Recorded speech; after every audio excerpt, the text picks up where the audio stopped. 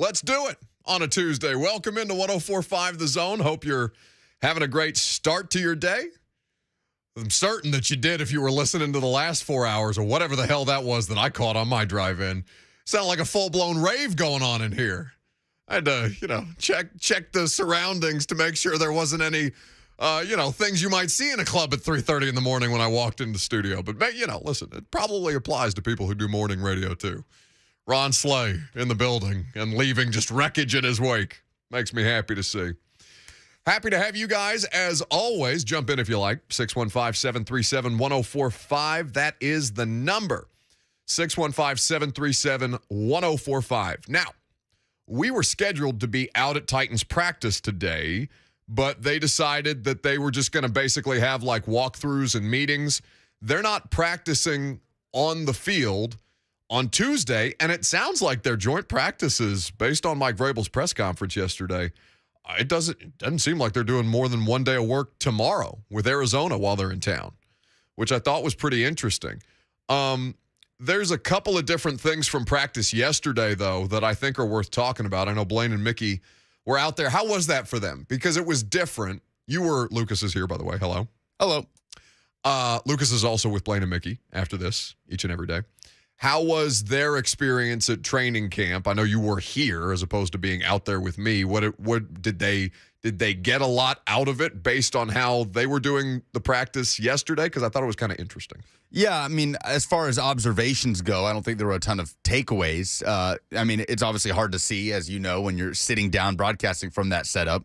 We made it at work, every though. angle. We made it honestly, work. we've gotten lucky with where they are located every day. And especially, I don't know, were fans there yesterday?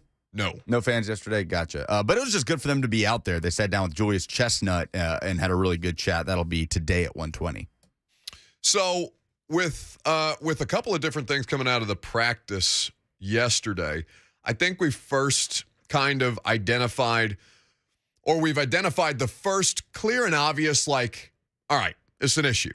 We talked about this, at some length in the last couple of weeks leading up to this point, but I think we have the first place on the roster where I actively look at it and say, okay, I consider that to be problem number one. Can anybody guess? Don't raise your hand if you're driving, but raise your hand if you know what I'm talking about as we do a visual medium or a visual bit on an audio medium. Can anybody tell me what the biggest hole on the Titans roster is as we sit here on Tuesday morning? It's on the offensive line. Would you say? Well, there's one spot that's already taken up. Tyler in the YouTube chat submits right tackle. I would say that is accurate. Right tackle is the place where I'm looking at, and I'm like, yeah, I don't feel good. I don't feel good. I don't feel good about what they have there, and that's fine. Now, to say that sounds probably not what you want to hear, but it's like it's fine that the meme with the dog sitting in the kitchen with a cup of coffee and the entire surroundings are on fire. Maybe somewhere between it's fine and it's fine. You know what I'm saying? That's how I feel about the right tackle situation for the Tennessee Titans. And what we observed through, a month of training camp in at this point? What we have observed in the last month with 2 sample sizes of preseason games and the practice work associated with them, you feel, and I feel, many people are saying this, that Dylan Radins is not the starting right tackle. Okay, we move on from that. Can they move on from that? That was my biggest question walking out to the practice field yesterday. Later afternoon practice, they got out there about 1:30, and I didn't expect them to do much. First practice after a game, guys are probably feeling it, especially those who played like into the fourth quarter in a preseason game. You've got 2 days of joint work, theoretically, coming up with the Arizona Cardinals here in the middle of the week, so you want to take it easier on a Monday. I get that. And then I looked around and I said, oh, Dylan Radins has not played this much guard at any point in camp, at any point in the last month. And he didn't take a snap at tackle left or right yesterday. And there's Nick Petit-Frere. They had some guys who didn't practice on the offensive line, but there's Nick Petit-Frere with the ones, the entire practice, at right tackle on what I would now call the Malik Willis plan, where you've seen enough of a sample size of the guys that you are, quote-unquote, in competition with, and you say, okay, at a certain point, This guy has to get the lion's share of the reps. That's happened with Malik Willis, a backup quarterback, because they know they need to get him up to speed. And yesterday, I think, is the first sample size of what we will continue to see, which is Petit Frere getting the majority of snaps at right tackle. I don't think he's ready. And I don't think it's a fair expectation of him to be ready. We talked to him yesterday about it, the rookie out of Ohio State. And he basically said, I think Tehran asked him if are there any complications for you in an NFL game? Because he's done it now in both preseason games, starting at one side and then having to play in the same game on the other side, starting at left and moving to right, or starting at right and moving to left, because he's done both so far. And he basically told us, you can't have complications. Like, it's the NFL. Figure it out. And so that's basically what he's going to be charged with. It's the NFL, buddy. Figure it out. It may have gotten here faster than you expected. It may have gotten here faster than we all expected. Coaching staff, personnel people, whatever the case may be. But I think you're looking at your starting right tackle, and I think it's more a product of one guy lost the job than Nick outright and concretely won it. Which is not how you want things to play out. You make do with what you have. You make do. That they are a testament to that organizationally. Like, you make do with what you have. I think that and we asked Vrabel about this yesterday, and I thought that his answer was telling for a variety of reasons. But first, let's hear from the head coach on the different, mixed and matched offensive line units yesterday. Well, I mean, I think that's something that we're always looking for, is that you have some versatility and flexibility to play more than one position. Nick's shown that, and then there's been some other guys that, young guys that have been able to do that. Rogers, doing that as well. Chig's, learning multiple positions of the tight end, responsibilities. Dylan kind of in a situation where you're able to use his versatility, get him some work at guard and all? Yep, just trying to shuffle guys around. Just trying to shuffle guys around and see, we've had some guys out, and just trying to figure out where guys are going to be best served for themselves and for us. So, and I take him at his word when he says that, but also notice who got shuffled and who didn't. Dylan Radins got shuffled. Petit Frere didn't get shuffled. They know where they need him to play. Dylan Radins, they got to figure out, okay, Mike's last line there is not irrelevant. We got to figure out how they're going to best serve themselves and us as a product of the position that they're playing. And I know Ramon talked about why he thinks Dylan Radins is a better interior or a better prospect at this point, because he still kind of is. Almost every outside opinion is that Radins is a guard, not a tackle. Cosell has been saying this since the draft, man. He thought Radins was going to play center, or he thought that was his best projection. Now, I don't know how you would determine that without seeing the guy play center, because he was exclusively a left tackle at North Dakota State. But with all of this, I think Jamarco Jones, Nate Davis, and Christian DeLauro were some of the offensive linemen that didn't practice yesterday for the Titans. And so, yeah, sure, you can want to shuffle guys around and see who can give you more in different spots, because you've got a lack of bodies out there on a given day. But also, it can be time to identify, all right, this is the player that needs to be taking the majority of the snaps, as was the case yesterday. By the way, there may still be a right tackle that ends up on this roster, or an offensive lineman that ends up on this roster that plays substantially for the Tennessee Titans in 2022 that isn't here yet. Like, roster cuts are coming down today at 3 p.m. Next week, the final roster cut to get everybody down from 80 to 53 next Tuesday at 3 p.m. Central Time. So it may be that they are actively shopping, because to say to Nick Petit Frere, all right, we're going to go out there and you're going to play against Von Miller and, oh, damn it, I did this the other day. Who's number 15 for the Bills? Miami. Oh, it's going to drive me crazy. Miami defensive end. He's just a giant of a human being. You know who I'm talking about. Greg Rousseau. Yeah. Oh, right. Oh goodness, yeah, we literally just did that. the other Literally day. just did He's that. a second-year player And you were out just of as Miami. not you're helpful. You're confusing me because you're saying Bills in Miami. Are we talking about the Dolphins or the Bills? I had no idea what you were that's talking about. You're right. That wasn't very articulate for a person whose job it is to speak into a microphone for a living. I'm sorry. It was just word vomit. Yeah, but to basically put him out there against the Bills pass rush in week 2 and be like, all right, buddy, go get him. You're gonna game plan around that. And it's gonna limit things like your passing game because you're gonna have to keep in help. The difference this year is, okay, can you leave, for example, Taylor Lewan out on an island? Can he hold up for you the way that he used to, the way that he did not necessarily last year? And can you give that help on the right side where it's more critically needed? 615-737-1045 is how you jump in. What's the biggest competition now for the Titans in training camp? We're going to talk about some interesting ones. In fact, I see some interesting nominees already on the line because as far as right tackle goes, that job feels infinitely less open today than it did before practice yesterday. I'm Buck Rising, 104.5 The Zone.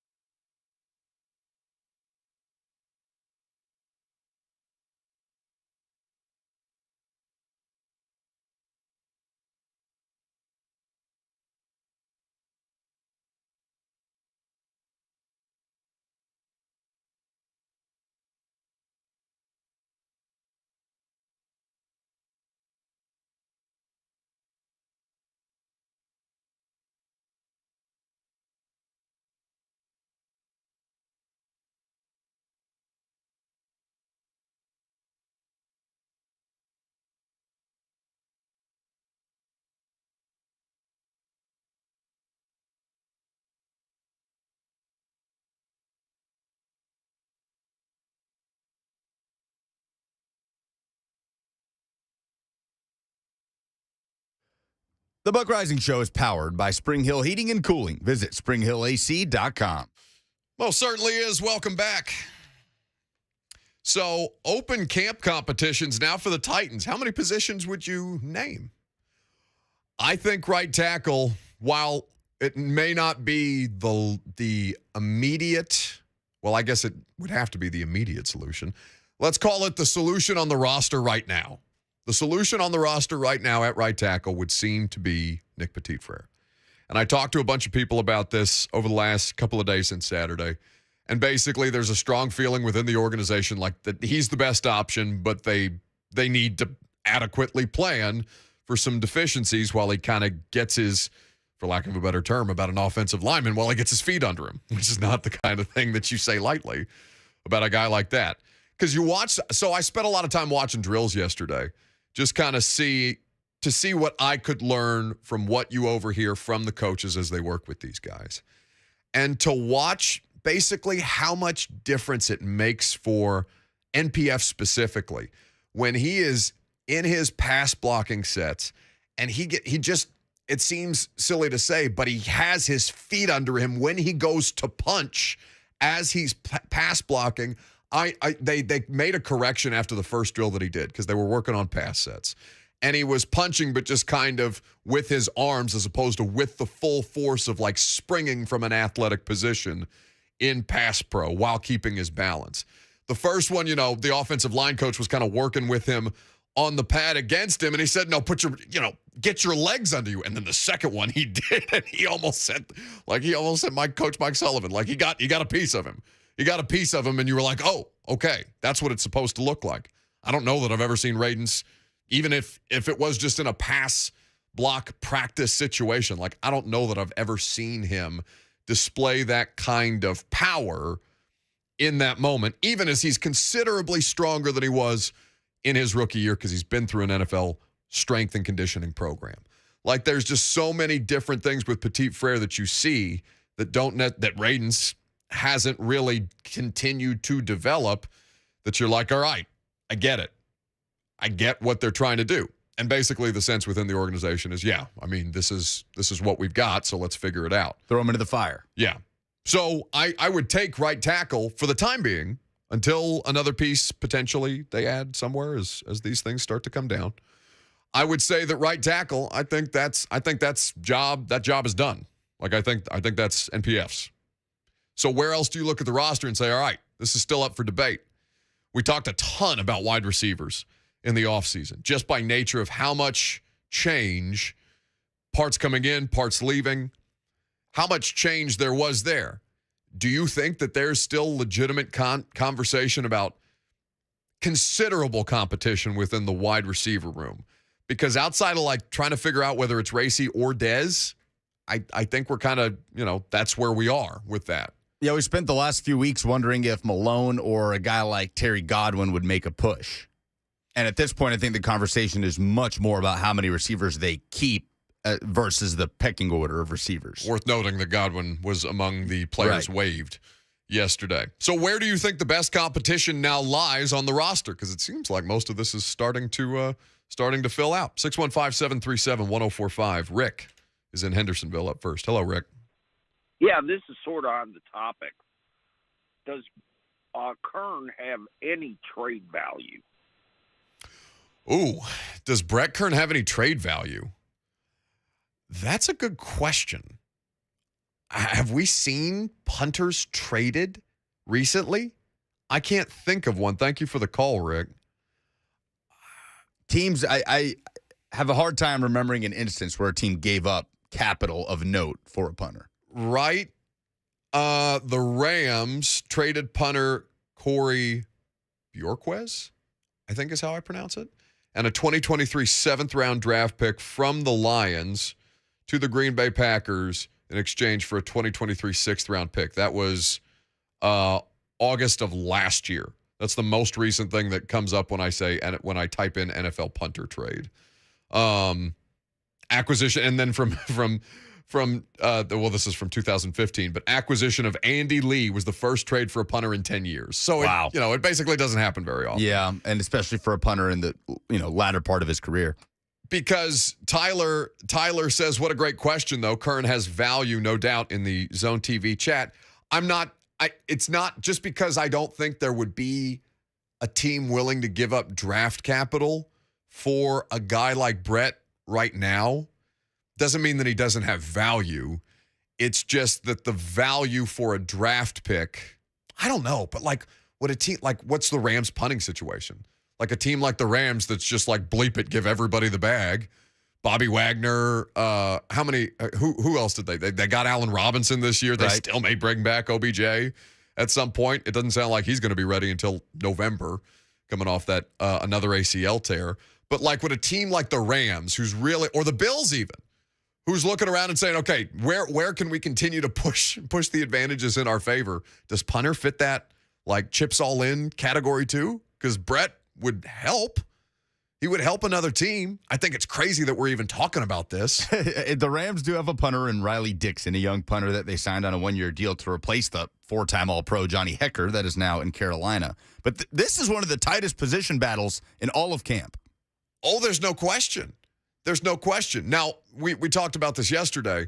Ryan Stonehouse, the undrafted rookie, his worst snap may have been his best and most entertaining play of the preseason game, where he kind of, he bobbles the snap and then he takes off and runs for the first down 9 yards anyway and survives, much less, which is not an easy thing for a special teamer to do, especially if you're a dude trying to make the roster and you see the punter trying to make a move on you. Buddy, the target is acquired. Let's take this dude's head off. That's what they're thinking in those moments. But there would be, and I know Brett restructured, because I think that might be the answer. I think the best competition on the roster right now may be between, all right, are they actually going to do this and move on from Brett Kern? I don't know what the reaction of people would be. Is watching Ryan Stonehouse punt it 60 yards enough for people to be like, yeah, we're good? Like, okay, Kern had a great time here. Kern, by the way, is not actually, I don't know. I need to look at this because I saw Jimmy Wyatt, who works for TennesseeTitans.com. Do you see Jimmy the night before Saturday's preseason game go to the stadium and take pictures of the new banners that are up there of like the players? Yeah, I saw Robert Woods. Because Kern has been on these banners before, but now I'm trying to figure out, okay, what are they sending subliminal messaging through the team's marketing plan because they're scared Kern might get cut? Can we send a correspondent to the stadium right now? Who would we report back? Should we do that with Will Bowling? I feel like Will. There hasn't been a proper. I don't know what Will's deal is, but I feel like I haven't properly hazed him as him joining the on-air contingent of what we're doing around here. Now, perhaps that's not something I should say into a microphone with HR, with HR complications and things like that. But I feel that I should, suggest strongly to Will Bowling that he go now to the stadium after 4 hours of talk radio. I think it'd be funnier if Robert's report back would be quality. Just because of the voice. Right. Yeah. But yeah, Buck, there's an 8x8 foot poster here on the east side of Nissan Stadium. I do not see Brett Kern. I repeat, I do not see the Titans punter. Where do you think he is, Ro? It's like, where's Waldo? Where's Robert today? This is outside the stadium. So I'll look at Wyatt's Twitter to see Bannergate. Somebody says in the YouTube chat. That's what I'm saying. But there's players like Elijah Molden are on the banners this year outside the stadium.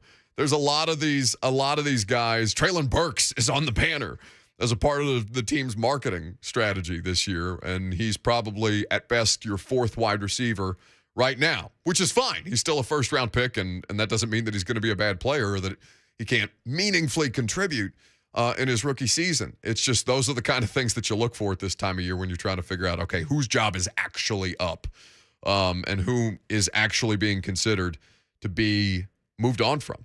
I think the punting competition may be where the best stuff is right now. And I think as you look at the roster on the whole, additionally, we've talked a lot about Roger McCreary on that at that outside spot. I feel like was there somebody that brought this up to us, Lucas? Because if not, this is a hell of an original idea for us as a show. That Roger McCreary would be a starting outside corner over Caleb Farley if all things were equal at the start of the season. I can't remember if somebody smarter than us said that to us on the show, which is where I've gotten this idea stuck in my head for the last 3 weeks. Yeah, we had been talking about it for the last couple of weeks since we did our corner preview, but Molden had been injured and McCreary had been having a really good camp. Fulton had been having a really good camp, locking down one side. So it's really not that far-fetched, right? Because no, but people, I don't think like it felt like it when I initially had the thought. I think I must have been talking to somebody in the league about McCreary and Molden in college and what they're different, like how different their roles were within the defense at Washington versus Auburn last year, and like what that skill set meant for a slot player. I know that was the genesis of the conversation that made the light bulb in my head turn on and be like, oh, he's a better outside corner than he would be a slot option. That makes a lot of sense. Why aren't they doing that? And sure enough, if you'll notice, Charles Davis spoke about this yesterday. Roger McCreary, with the Titans defense on Saturday night, took the first outside starting snap. Now, for Charles, he kind of made mention of it in a way that was just kind of like, oh yeah, I noticed this, and then Farley came in on the next play. But I think it's now concrete enough where you could start to look at those two and say, okay, that is legitimately taking place. Because what I saw yesterday is Roger running with the outside or on the outside with the first team defense yesterday, and Caleb Farley at that point kind of observing during practices and then going in on the next couple of reps. This was Charles Davis speaking about what he observed from Caleb Farley in the preseason and how Roger McCreary factors in. Plus, McCreary's come along so fast that I truly think it's a battle out there. Now, what I think might happen, and we'll see, Elijah Molden's health is going to determine a lot. Mm-hmm. Because if he's not fully ready to go, if he doesn't get the reps in preseason, he hasn't played either one of the first two preseason games, I see McCreary moving inside to the nickel full time and Farley able to stay outside and play more, if that makes any sense. Right now, it's a battle between the two of them. They may both be on the field almost full time if Elijah Molden's not ready to go. And even if he is, the way that they like McCreary and the way that he's playing, he offers a little more speed inside at nickel. It'll be interesting to see how that goes. Now, what Molden makes things up is he's got instincts that are just... So that's Charles Davis talking about the corner competition going on the Titans roster right now. But that, I think there's an in-house solution. We can talk more about that later on as we kind of go through what the Titans are going to work through themselves that they've probably already submitted as far as the transactions are concerned. Lucas, you say we have some news? Yeah, Adam Schefter reporting that Washington Commanders edge rusher Chase Young was placed on the reserve PUP list, meaning he will miss at least the first 4 games of the regular season. The Titans play the Commanders in Week 5. So we're talking about Nicholas Petit-Frere potentially having to face some elite edge rushers early on in his rookie season if he is indeed that starting right tackle. Yeah. Well, you talk about Von Miller and Greg Rousseau Week 2 against the Bills, Max Crosby, Chandler Jones with that Raiders front in Week 3, and then potentially Chase Young in Week 5 if he does indeed come back after those first 4 games. I'm telling you, don't sleep on that Giants defensive line, man. A lot. Leonard Williams been throwing dudes out the club. Like, he's not like some explosive pass rush, transcendent player, but he's definitely like a high level player within their defense. And if Kayvon Thibodeau ends up playing in Week 1, that's not. I mean, it'll be interesting to see test. what that looks like. Oh, yeah. Yes, that is every week is going to be sure. But that's a good early test, right? Because it's not getting toasted by one of the best to do it in the last decade in Von Miller, but a very young defensive front in the Giants, not a very good team. But I feel like it could be a good measuring stick for Nick Petit-Frere. Oh, look at that. We must be close to football season if we're talking about measuring sticks. Spicy. Speaking of the reserve PUP, as Schefter is reporting this about Chase Young, so effective also at 3 p.m. Central Time today, NFL teams can move a player from the active PUP to the reserve PUP, as the Commander football skins have just done with Chase Young. That player no longer counts on the 80-man active roster list, so you wouldn't have to make a move there or that it would not factor into one of your moves to kind of save a roster spot as you work through these next cuts. But as Field Yates mentions on Twitter, they must miss the first 4 games of the regular season.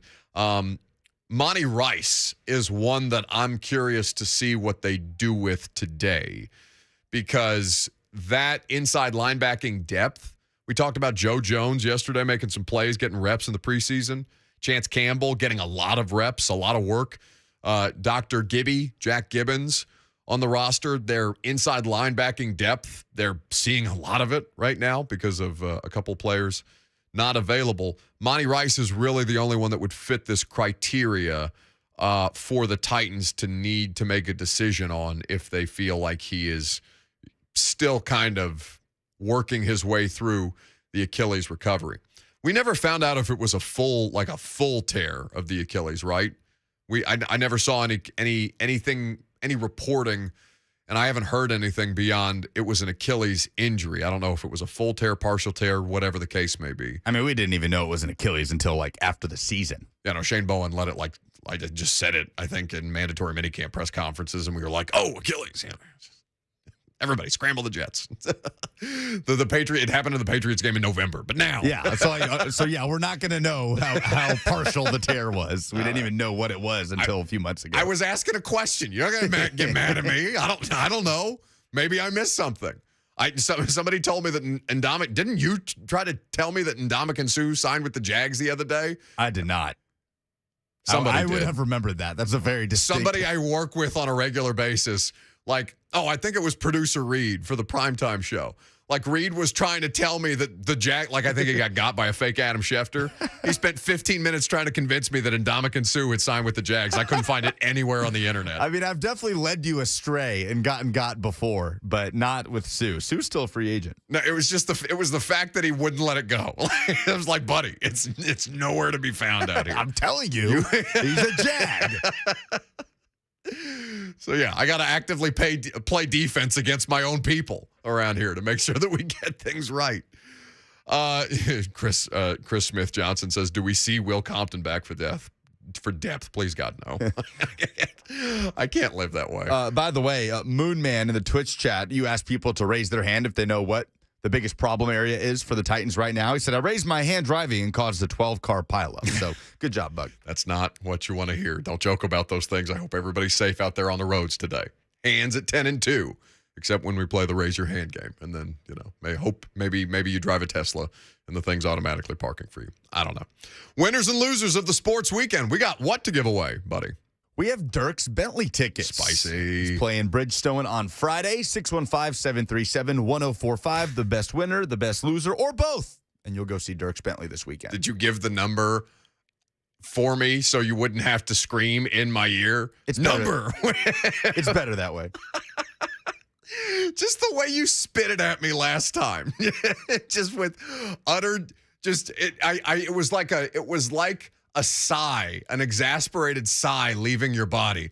Number 615-737-1045. Give us the winner or loser of the sports weekend. The best one will go to see Dirks Bentley here in just a little while. We'll do that coming up next. I'm Buck Rising. It's 104.5 The Zone.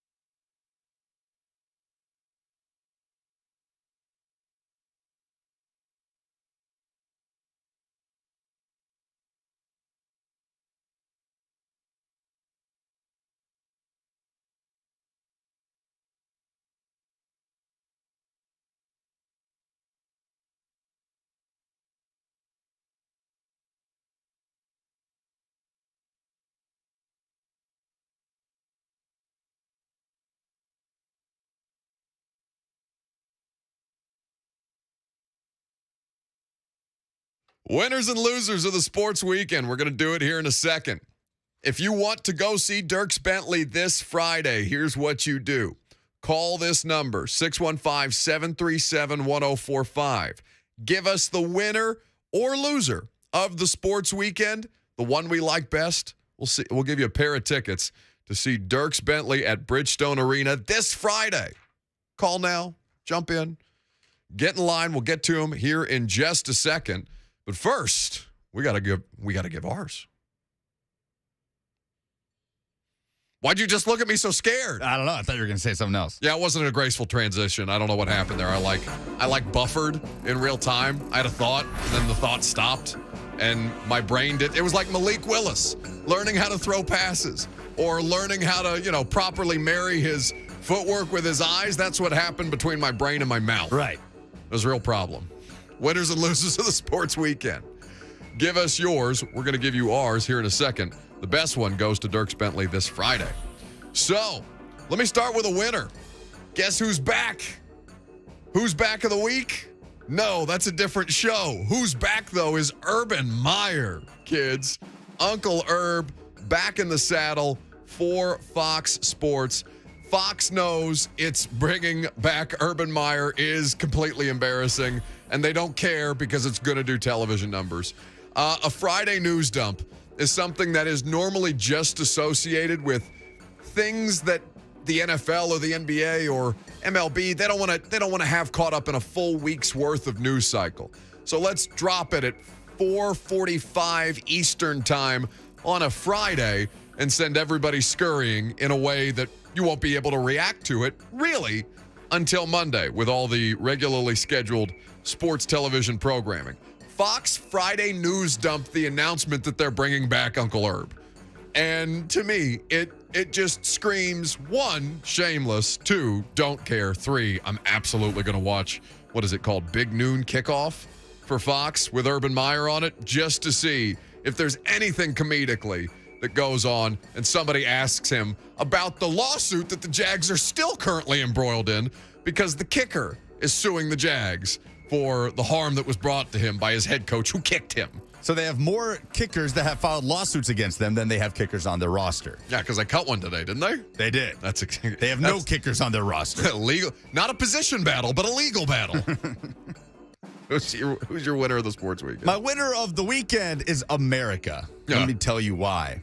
Jesse Marsh is only the third American Premier League manager in history. He is the manager at Leeds United. The United States of America took over English soccer over the weekend because Jesse Marsh and Leeds United, which contains 2 American players on the starting 11 in Tyler Adams and Brendan Aronson, took it to title favorites, or one of the title favorites, Chelsea, 3-0 over the weekend. Brendan Aronson, a kid out of, I want to say, New Jersey, scored one of the Leeds goals. Tyler Adams put in a fantastic performance, and Jesse Marsh was on the sideline Gronk spiking water bottles in celebration. Not to mention Norwich City striker Josh Sargent, another American player, scored 2 goals for Norwich, and by the end of that game, they were blasting Born in the USA by Bruce Springsteen in Norwich, England. Bleep, yeah, America. Let's go. Great winner of the sports weekend. 615-737-1045. Give us yours. We'll send you to Dierks Bentley this Friday at Bridgestone Arena. Loser, Kevin Durant. The Brooklyn, what happened? Did it just stall? Oh, I never heard it do that. That was so weird. Remix. It's like we got caught in the vortex of the circus music. It does feel like that. I saw the Titans put out one of those videos where they're like, keep your eye on the ball, and Ryan Tannehill throws a pass, except it's just on a loop. It's just the ball continuing to spin. I lost 20 seconds of my life waiting for that pass to land yesterday. That's what I feel like just happened with the winners and losers music. Loser, though, Kevin Durant. The Nets just put out a statement from general manager Sean Marks. Steve Nash and I, together with Joe Tsai and Clara Wu Tsai, met with Kevin Durant and Rich Kleinman in Los Angeles yesterday. We have agreed to move forward with our partnership. We are focusing on basketball with one collective goal in mind, build a lasting franchise to bring a championship to Brooklyn. Kevin Durant threw a hissy this offseason. Kyrie Irving threw a hissy this offseason. Both are going to end up playing for the Brooklyn Nets because finally, somebody in that organization said, hey, they don't get to run this thing. Like, They got to run at it, and all Kyrie did was miss a bunch of games because of vaccine hesitancy. Probably cost his team considerable position in the postseason, and run around with some sage pregame in the games that he was allowed to play, which of course weren't at home because of New York's vaccine mandates. The whole situation for Kyrie, for KD, losers, both of them. They threw a hissy. They didn't get their way. My loser of the weekend is John Gruden because Dana White exposed with validation from Gronk that Gruden was the reason Brady and Gronk did not go to Vegas. And now we have confirmation that mother bleeper Tom Brady was talking about in that one HBO interview was quote. Indeed Derek Carr. Right, the shop with LeBron James. Tom Brady talking about a team that turned him down, and he's like, really? You're sticking with this mother bleeper over me? That's right, Derek Carr. You're that mother bleeper. For the chance to go to Dirks Bentley on Friday, winners and losers of the sports weekend. Let's go with Chauncey in Nashville, who wants a crack at it. What's up, Chauncey? Hey, Buck, how you doing? I'm great, buddy. All right, my winner of the sports weekend is Baker Mayfield. Yep. Who not only once, twice, but this is the third time he's gotten a chance to go to a program, be the underdog, and take the bull by the horns. My loser is Sam Darnold. He was picked number 3 overall, but he plays like number 2, so now he is number 2. I like the delivery. Well done, Chauncey. Yeah, the best thing that Sam Darnold's going to catch right now is another case of mono. Like, there's nothing going. You remember that? That was a thing. Yeah, the graphic, the ESPN graphic on Monday Night Football, like power pointing at the camera. No. Oh, yeah. It's like Really? Sam Darnold out with mononucleosis. And him in a With the visual? and he's power pointing at the camera in a Jets uniform. It's not nearly as bad as those billboards that Vandy had after the scandal that took place there with the lack of permission. I can't remember the exact phrasing on it, but there was that was a controversial situation. Not quite as bad as the Sam Darnold mono graphic, but still, those things not ideal. Let's go to Chris in Lafayette, who's got winners and losers. What's up, Chris? Oh, just hanging out, brother. Enjoy your show.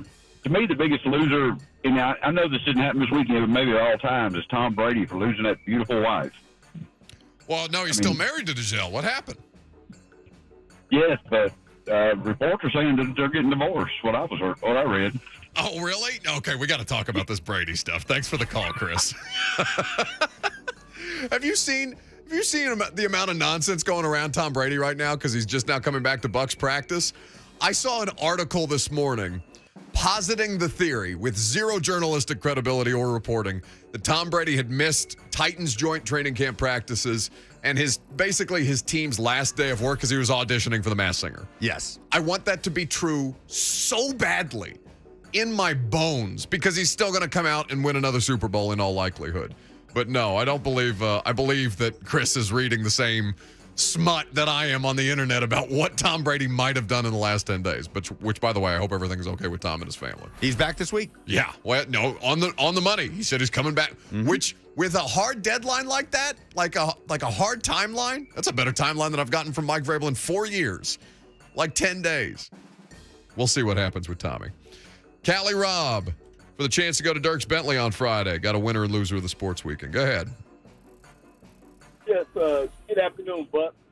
My winner, Buck, as we all know, American sport is baseball.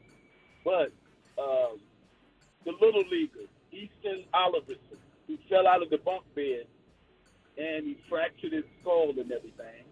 And the doctors thought it was really going to be serious. And the kid is made they expect him to make a full recovery. He's in an induced coma right now and everything. But, I hope we need to be playing for this kid, Buck. But, like I said, Buck, baseball, American sport. Thank you. You guys have a beautiful rest of the day, but he is my winner. It's a great one. Thank you, Rob. Have you seen the story on this? I'm not familiar with all the details, but the little leaguer he had an incident where he fell out of his bunk bed. I'm pulling up suffered head injuries. He's a pitcher for the Snow Canyon Little League team that represents the mountain region. He was supposed to play in the Little League World Series, but with those head injuries, he went into an induced coma. But the belief now is that he will be most likely returning home after an upcoming procedure. Well, that's huge, and thank God for that. It's a good winner from Cali Rob. That's a really, really good nominee. Speaking of winners. I was just going to say Nolensville. Yeah. How about that? Extra innings yesterday. So they will play tomorrow, I believe, against the winner between Hawaii and Texas. Speaking of which, we have a caller from Hawaii on the line. Oh, lovely. Well, it says Nashville, but... Well, he's in Nashville. Okay, very It's a good. Hawaii number. Hello, Jay. What's up? Hey, Buck. How guys? Thank you so much for taking my call. Yes, I'm originally from Hawaii, but living here in Nashville. Tighten up. Love that. First off, love you guys' show. I love seeing Buck over at the practice facility last week. That was fun. I think the winner, and you guys kind of took the words out of my mouth, because I'm from Hawaii, because I live in Nashville, the two Little League teams, our Nolensville team and our Hawaii team. Yeah. They're going gangbusters, and they're bringing national recognition to both areas. The loser, gotta be Kamaru Usman, MMA. Ooh. He was leading the fight up until 4 minutes and so many seconds into that last round, and he got the kick from nowhere. Anyway, love you guys' show. Thank you so much. You guys take care. Bye-bye. Aloha. Thanks for the call. Aloha to you too, Jay. Okay, so we will figure out who's going to Dirks Bentley here in just a second. We have a few more calls to take on winners and losers of the sports weekend. But since we just got a call from Jay, who originally is from Hawaii, there was something that Lucas watched last night, I watched earlier last week, that is centered around a very, very prominent figure from Hawaii on Netflix. And it is utterly earth-shaking to watch it back if you're a college football fan. We're going to talk about this Manti Te'o doc next.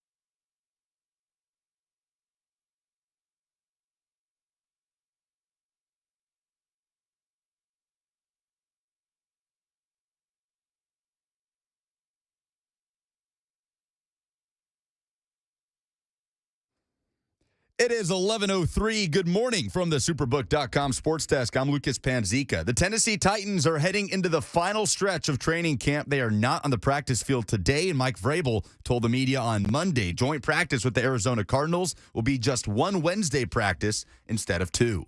Just from a health standpoint, Cliff and I decided that was best for our football teams at this point in time. A lot of good one-on-one work. Receivers and DBs and, getting some pass rush in, getting some 7-on-7. And then we'll split up. We'll do some work against ourselves, Tennessee on Tennessee, and then we'll come back together for 2 minutes. It is roster cut day in the NFL. Teams required to go down to 80 players by 3 p.m. Titans went ahead and made 4 cuts yesterday, waiving wide receiver Terry Godwin and outside linebacker Justin Lawler, as well as a pair of injured defensive backs in Shakur Brown and undrafted rookie Shaheem Carter out of Alabama. Tennessee football Vols linebacker William Mohan has been suspended indefinitely from team activities after he was arrested over the weekend on a domestic aggravated assault charge per 247 Sports. Mohan transferred to UT from Michigan last offseason. For all your foundation repair and waterproofing needs, visit USSTN.com. Breaking news at once on your home for the Titans and Vols. This is 104.5 The Zone.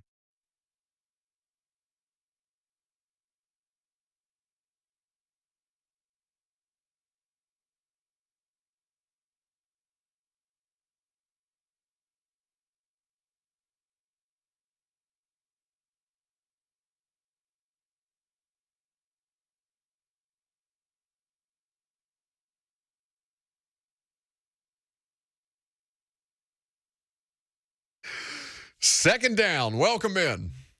Hour number 2 off and rolling here on this Tuesday. Buck Rising here with you until 1 o'clock.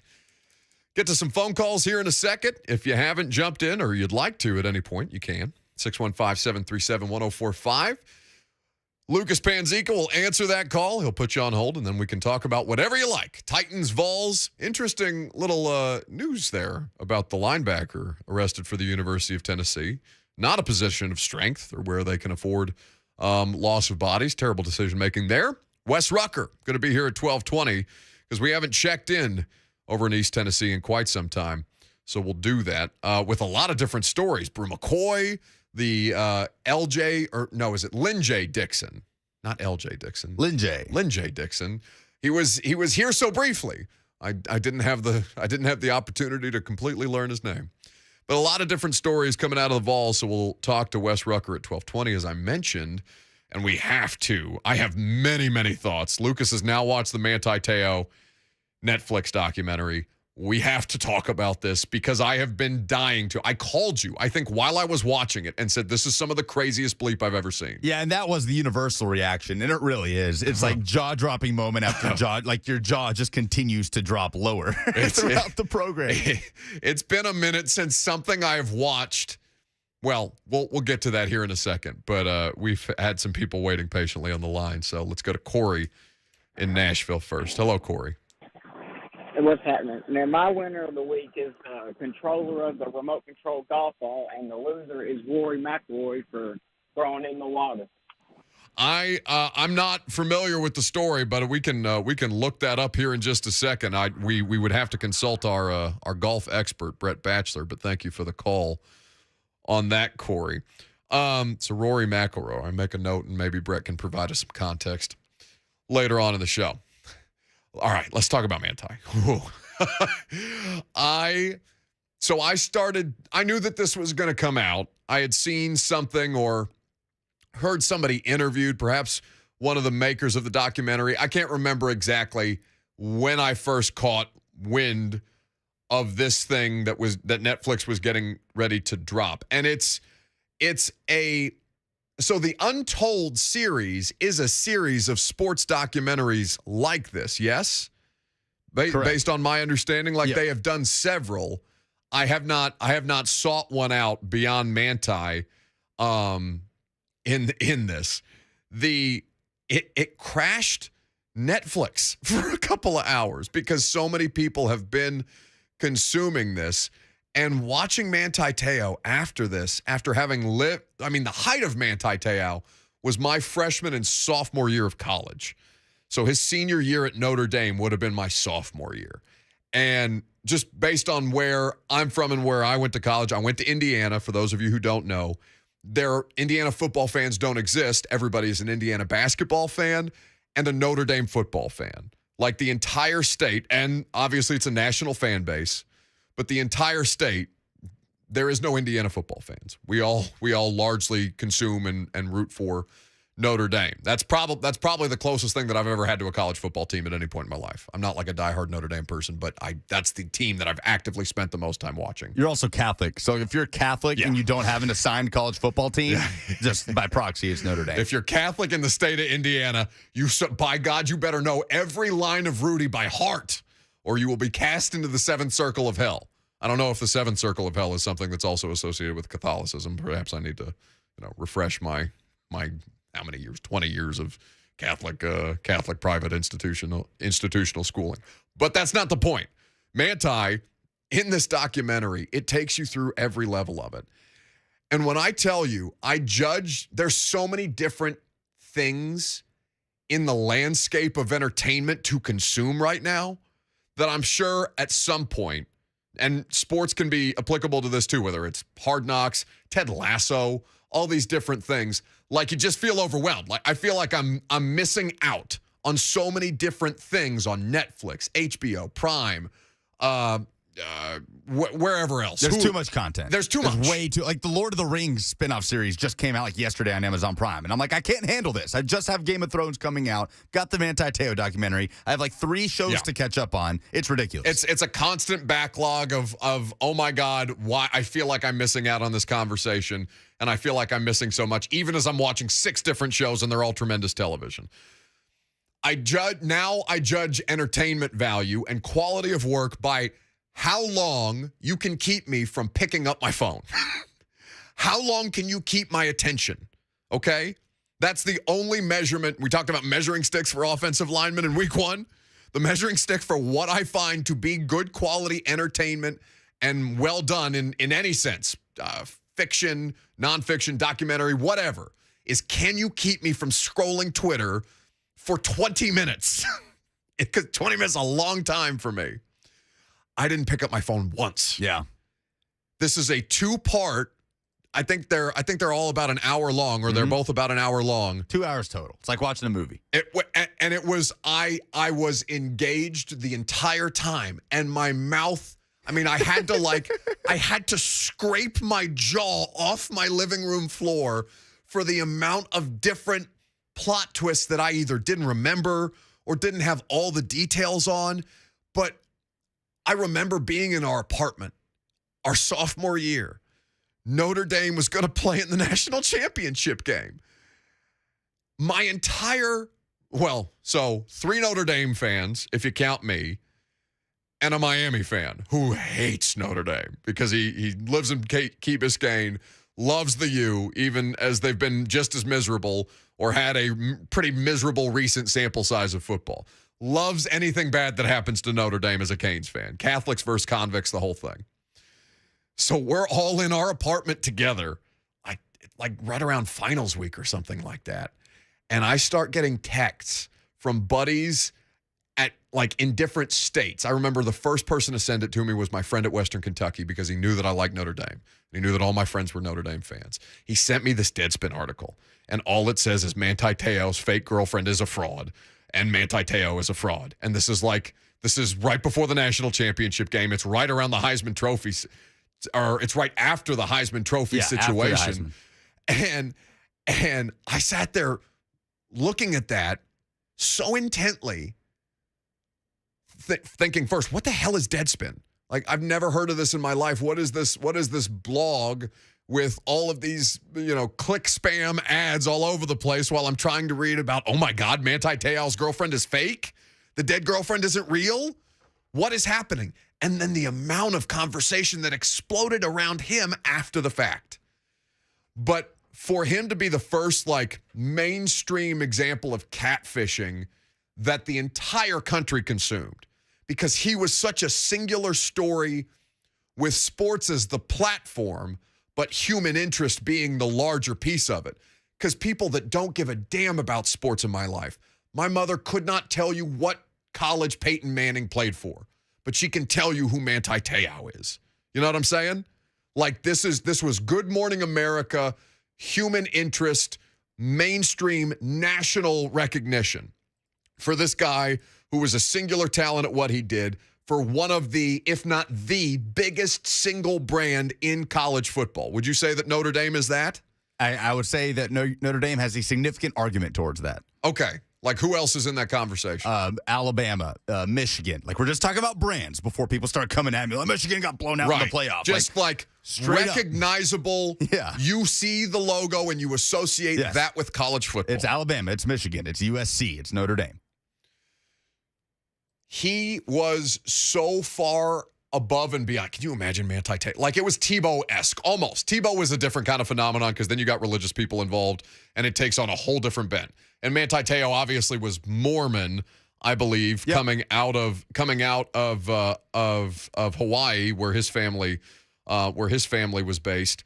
And there was a component of that, but basically just because he embodied the values that Notre Dame, I don't want to say pushes, but holds dear as their core value. So it also took on a little bit of a religious component for people too. To see them open up with the woman who is now a woman, but while he was Lene Kakua, because he's had a sex change since then, talking about catfishing Manti Te'o via Facebook message and carrying this whole thing along. And the solution at the end of it was, I'll just say that she died. I'll say that she died. I'll fake being her relatives, call Manti Te'o and his parents, do things like say my phone screen is cracked when you try to FaceTime me. And void the Dr. Phil, but no, spoiler alert. Yeah, easy with the spoilers here. These are some of the most fascinating parts of the documentary. You guys need to watch this thing. You need to watch it. You need to watch this thing because I'm telling you, just to relive that time of my life through the different perspective of people who have actually done exceptional work reporting this out, and also Manti Te'o being willing to talk about it now, I'm dying to know how much he got paid for this. Yeah. And like Netflix had to put the bag on the table and be like, all right, Manti, let's go. And I'm sure he wanted to tell his side of the story of it, right? Like, he's never gotten out. I mean, I think that benefited him, right? I mean, you think, so optically, your general perception of Manti Te'o is better after having watched it than before? Yes, definitely. Why would you say? Let's talk about this coming up next, because I want you to explain that, because like there's live shots of Jimmy Wyatt at the combine interviewing Manti Te'o. He made a cameo. The whole thing's crazy. And I want to get into this. If you've seen this and you want to talk about it, we would love to have your input, because there's so many different things about this that fascinates me. And even if we spoil some stuff for you, go watch this thing. I promise it'll still catch you up. So we'll do that coming up next.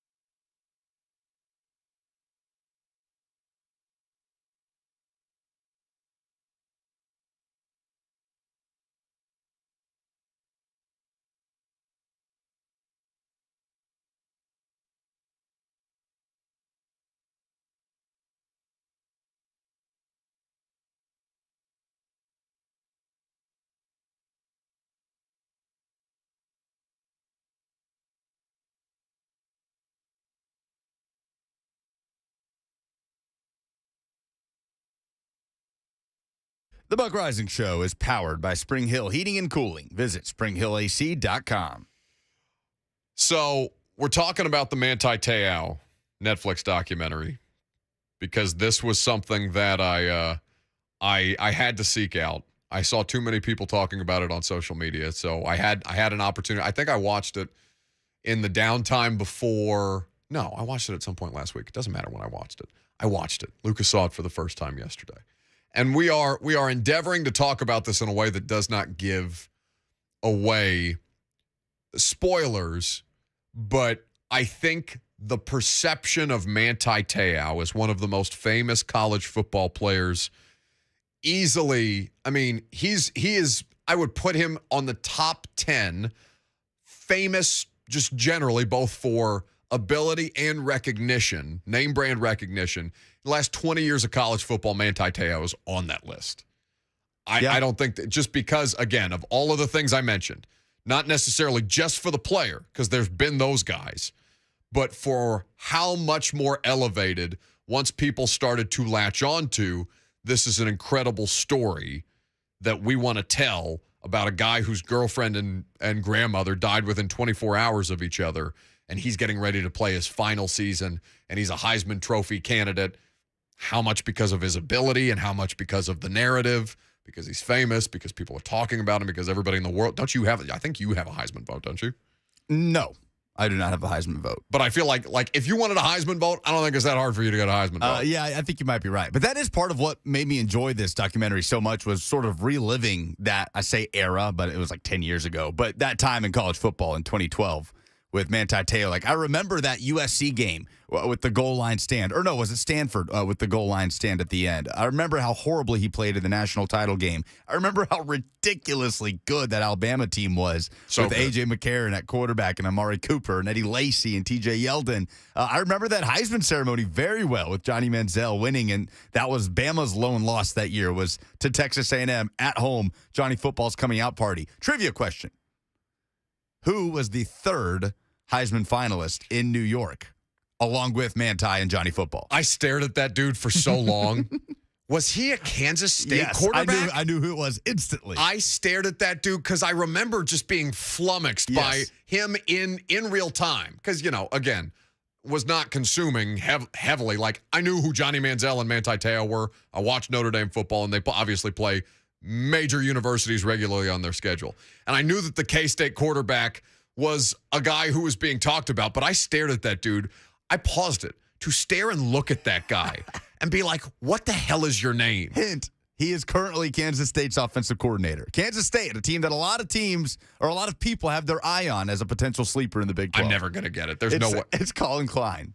Colin Klein, who had an electric season in 2012 with K-State. Yeah, my roommate Blue was like, no, that's Jordan Lynch. That's Jordan Lynch. Remember him? Yes. From Northern Illinois. I was like, no. That is Colin Klein. I stared at him. I'm telling you, like I was just, it was like I was staring through the television at him, trying to recall exactly who that was, but then not taking the 3 seconds it would have taken to Google it. There's a shoe-in Heisman, obviously, with Johnny Football. Sure. So, but even then, like, I think after having seen Manti Te'o talk about this, and after having seen the amount of different people that they interviewed over the course of it, it did change the way that I think about Manti Te'o, because I had done what everybody else did. I took the initial story. I realized, oh my God, what's wrong with this? Or I had my brain immediately jumped to, oh my God, what's wrong with this guy? The thing that, and this again is not a spoiler alert because we all lived it, the amount of stuff swirling around him about his sexuality blew my mind when they replayed old clips of like Dan Patrick and, Fox News and CNN and all these different outlets beyond SportsCenter talking about, could this mean that Manti Te'o was potentially gay? As if that was like that's some kind of black mark that would remove him from any of the good things about him. Like that's something that you would hold against a person in that moment. But two, that it became such a big part of the conversation around him. Katie Couric asking him in the middle of that interview, the first time that he talked about this after the fact, saying, "Are you gay?" And him looking at, and what do you expect him to do? He's a senior in college. His parents are up there with him, and he's just like, "No, I'm not. I'm the furthest thing from it." Like, Yeah, it was tough to watch. This kind of homosexual witch hunt stuff that I was blown away by. I didn't remember that being a part of it at all. And honestly, how much further the conversation has come, thank God, in 10 years since then, around that kind of stuff. But that the idea that you couldn't figure out what was wrong with this guy, so your brain immediately jumped to, he must be gay. Well, it was inconceivable to people to be in a relationship with someone for 3 years and never have seen them physically, right? And it still is to me to some degree.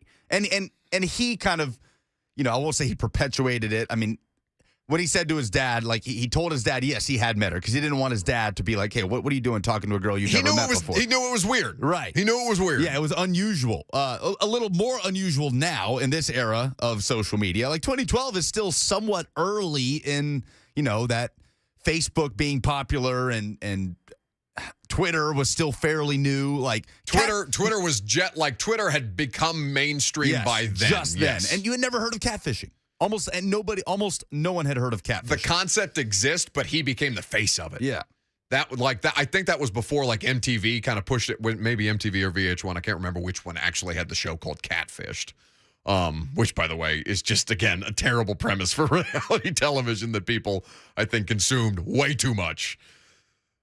But when I watched him then, and I watched back the clips, and him knowing that basically he had been contacted again by the woman or by quote unquote Lene Kakua after he had been led to believe that she had passed away. The person who was catfishing him calls him back and says, "No, it's me. I'm still alive." And then he's up on the Heisman stage like the next day or 2 days after. The amount of mental gymnastics you have to do, I almost alleviate or remove any blame from Manti Te'o in that moment because I don't know what I would do. I don't know that anybody would have the mental capacity to be able to process that kind of stuff in real time. And when you're being interviewed by, it wasn't Reese Davis, I think it was Chris Fowler who was doing the Heisman at the time, but Chris Fowler talking to him about, you've had so many public moments that have been about intensely private things during the course of your senior season at Notre Dame. What do you remember the most? And him going back into the conversation about losing his girlfriend and losing his grandmother. But the story to me, and I wonder how this hits you, and I'd be curious to know how the audience reacts to this. The story to me was more about the bad journalism that was done around the story on the initial part when, again, basically some dude in a bunker in somewhere in South Florida Googled the car accident that was alleged to have taken Lene Kakua's life and found out there was no such thing. Yeah. That's all it took. A Google search. That's a huge point of the story, and that was a huge motivation for Deadspin. That was the story in their eyes, right? It's a bigger part of the story than what happened. He has a part to play, but he is largely the victim in the situation. Sure. The story is about the victim. That's how you get the hook. But the story, to me, larger scale is, oh my God, how many different stories, not to this scale, but have been botched by people who don't just fact check their stuff. ESPN, made real Sports Illustrated, not the Sports Illustrated that we have now, but real Sports Illustrated back in the day when they were doing actual investigative journalism this way. That was what it became about for me after the 2 hours. I understand that, but that's not the story to most people. And the Deadspin reporters were so mystified at how people ran with this as people didn't focus in on, so many prestigious outlets reported this without actual facts. And there were so many different reportings of different things that happened, and the timelines were just all messed up. And the Deadspin guys were like, no, that's the story. Why are people running with this? But I couldn't believe they were shocked by that. The general public cares way more that the most popular player in college football was fooled by a catfish fake girlfriend hoax than they do about outlets misreporting stuff. Because and this is something, I have to catch myself from doing this too. The things that I care about are not the things that most people care about in sports. You know what I'm saying? Just by nature of the job that we do. Now, I'm not like hardcore investigative journalist, but like I'm looking at a different angles on things that pique my interest that are not necessarily going to be the things that jump out to other people. That's fine. It's just you have to be cognizant of that.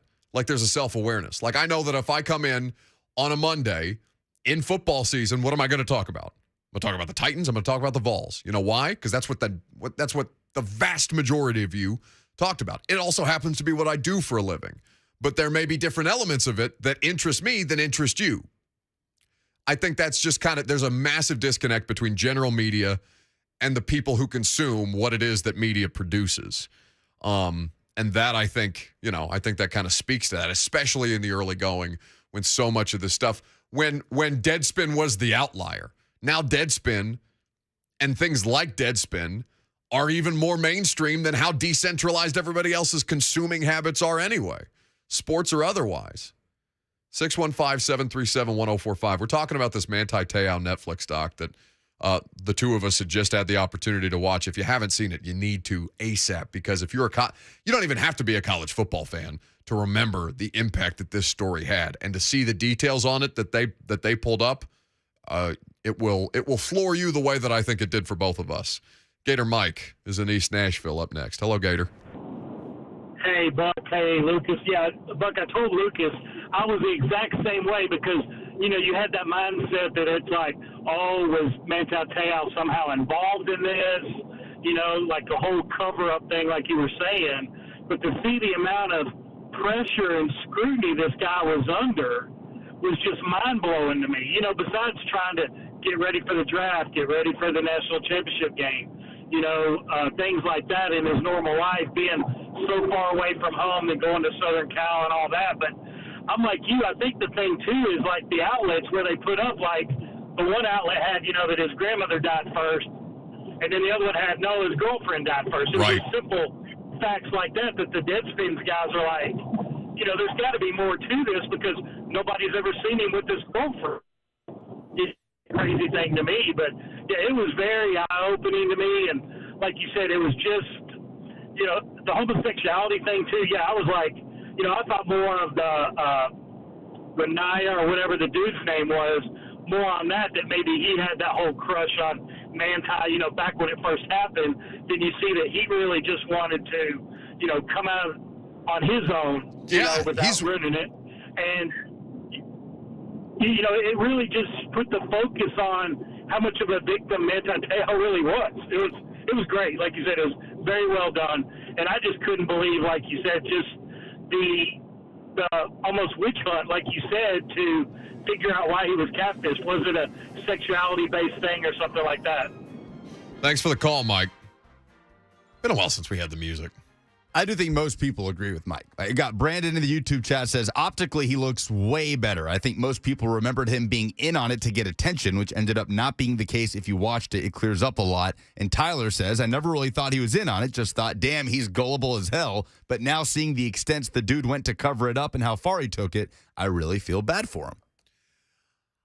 It is, so talking about things differently or looking at things differently than I think what's going to catch most people's attention, because obviously the story is stranger than fiction. Like the story doesn't need help in being, obviously it doesn't need help in engaging people's interests. But what stood out to me is how, after the fact, it's 10 years removed from Manti Te'o and the catfishing, and Renaya Tuiasosopo is the name of the at the time man, now woman, who, as Gator Mike brought up, was also working through some things. And God knows what it's like to be a person who's confused about your sexuality in those moments, and you're working these things out on somewhere like Facebook. Like that's the place. That's the place where you feel safest about expressing emotions that you don't know how to process, and that nobody around you. Because the story on Renaya Tuiasosopo comes from an incredibly famous football family, like in the NFL and in college football.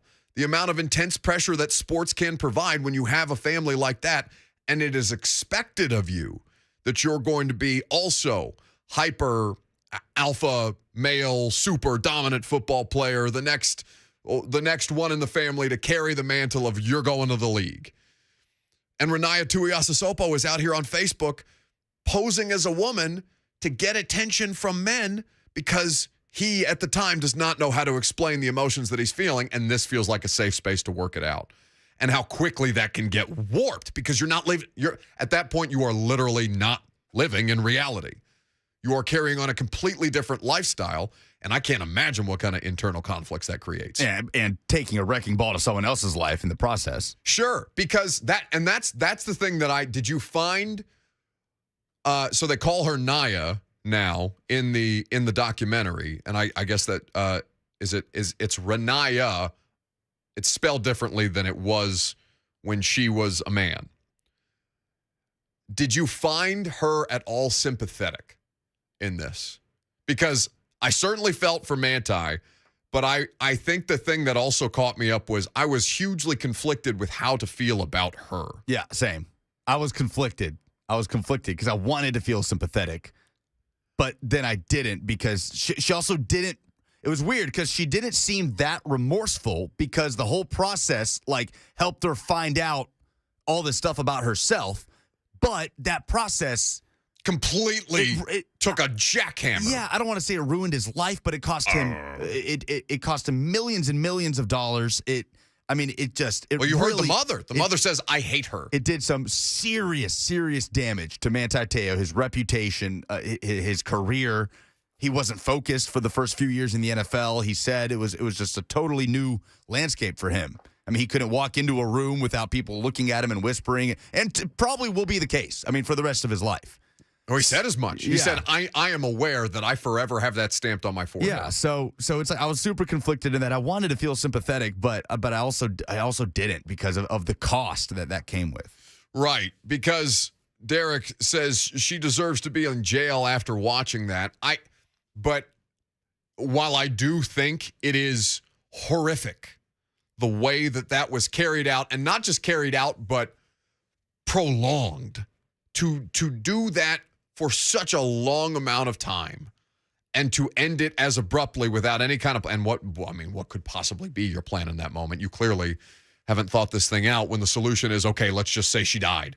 Let's just kill her off. That's the thing. There were so many moments where it could have ended, but just continued to make it worse. Yeah. And the layers, that's where the sympathy starts to kind of fade because it's like, okay, the lengths that you went at are so mind-boggling and you truly can't wrap your head around it unless you watch the documentary. Yeah, because I on the whole felt sympathetic for her and her situation because I can't imagine the kind of nightmare it is to go through a situation like that with as much scrutiny on you as a person who's confused about their sexuality in the first place would have in an environment 10 years ago where the biggest talking point about Manti Te'o became, is he gay? Imagine being on the other side of that and being the person who's actually going through those things, looking around and being like, this is why you can't come out publicly because they will come after you in ways that you cannot imagine and make these people's lives even worse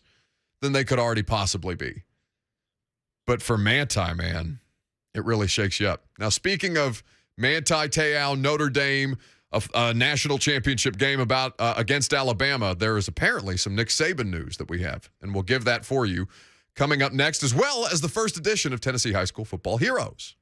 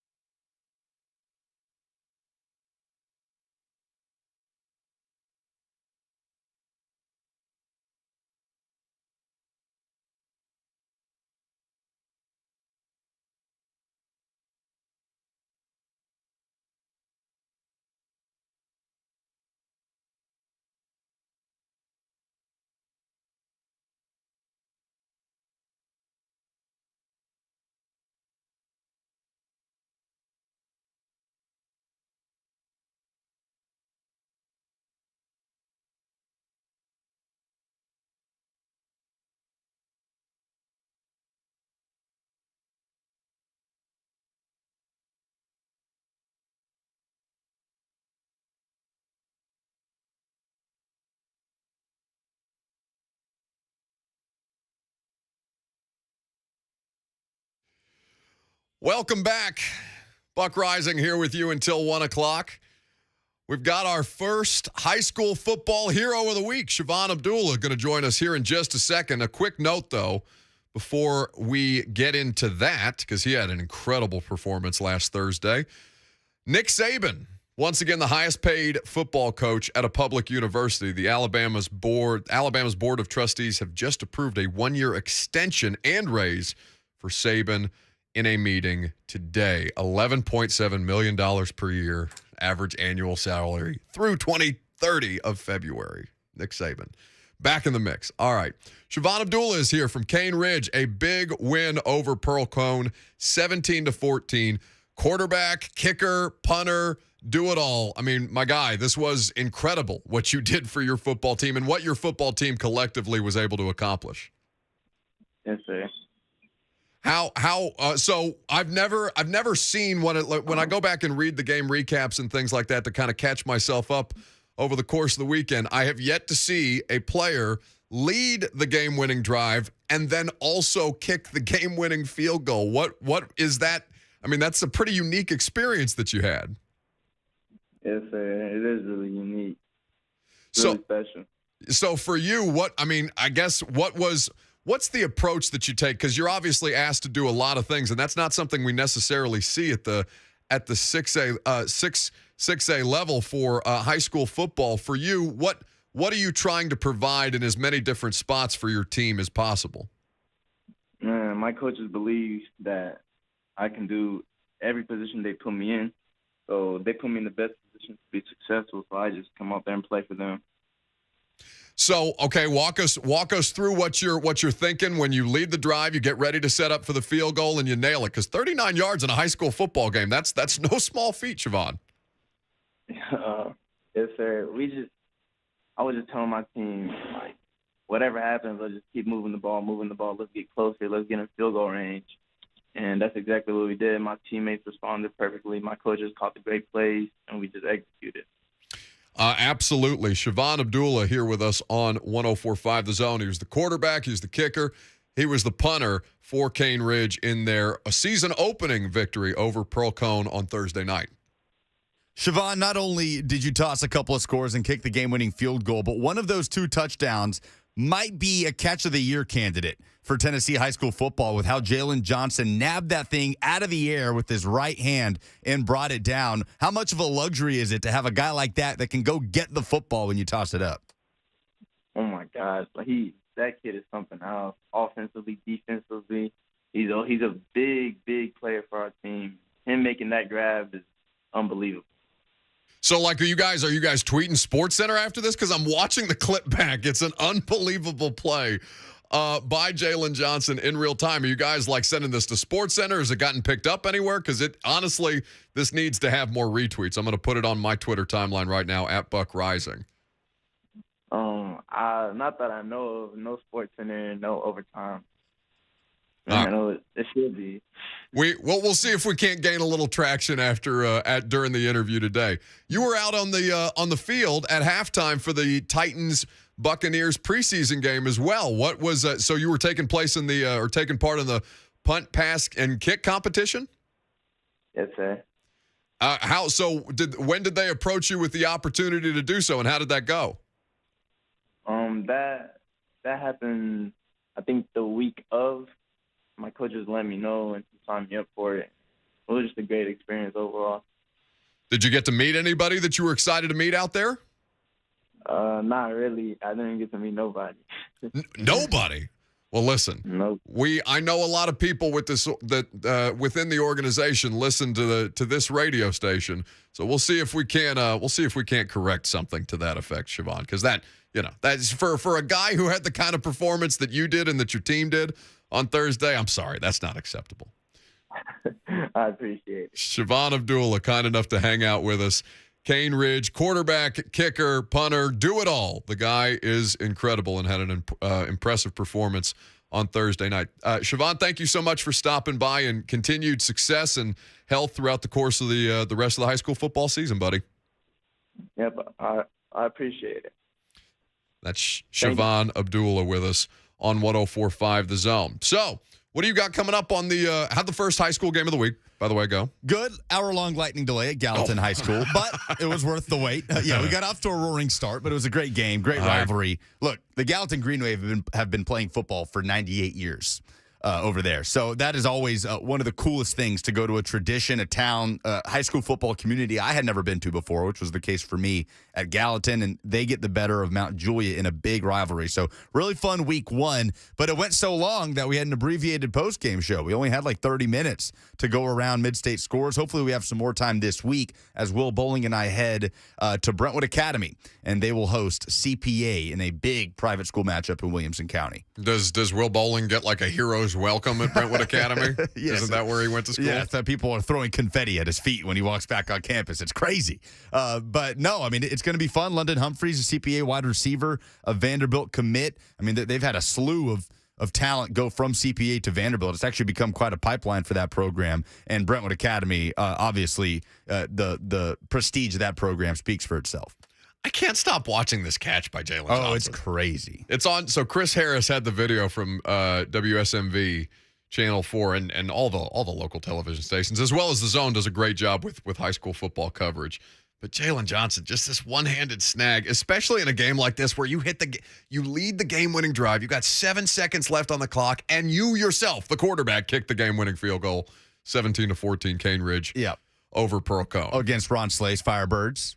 Eat it. Yes. Eat it, Slay. No. Eat it, Slay. Look, I will say. We should have had Shivan say, eat it. Coach Bernetti of Pearl Cone is one of my favorite coaches to interact with. That is a huge matchup of Metro Nashville high schools, Cane Ridge against Pearl Cone, and it was obviously a fantastic game to open up the season. I love that the Tennessee High School Football Hero of the Week is back. I love this segment.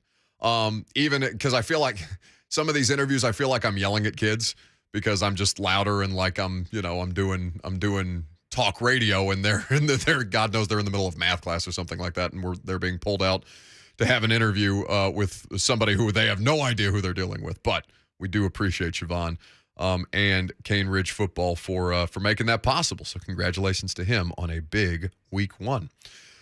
Final hour coming up next, and there is an important conversation we have to have around one Titans roster spot, and also I would like to get into a little more detail on the Nick Saban news. I'm Buck Rising. It's 104.5 The Zone.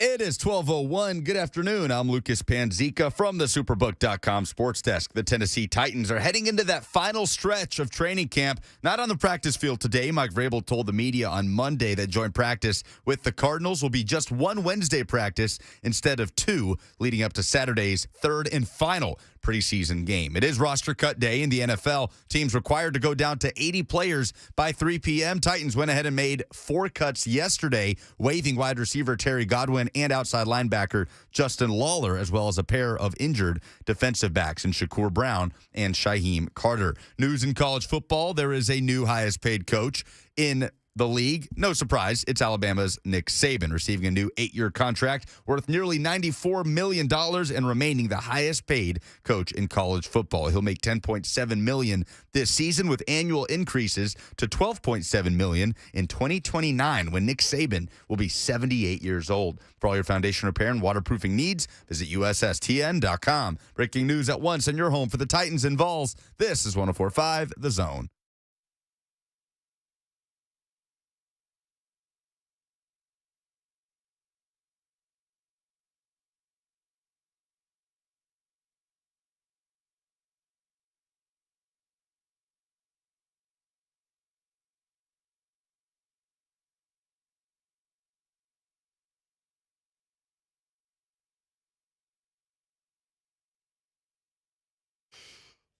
What's happening?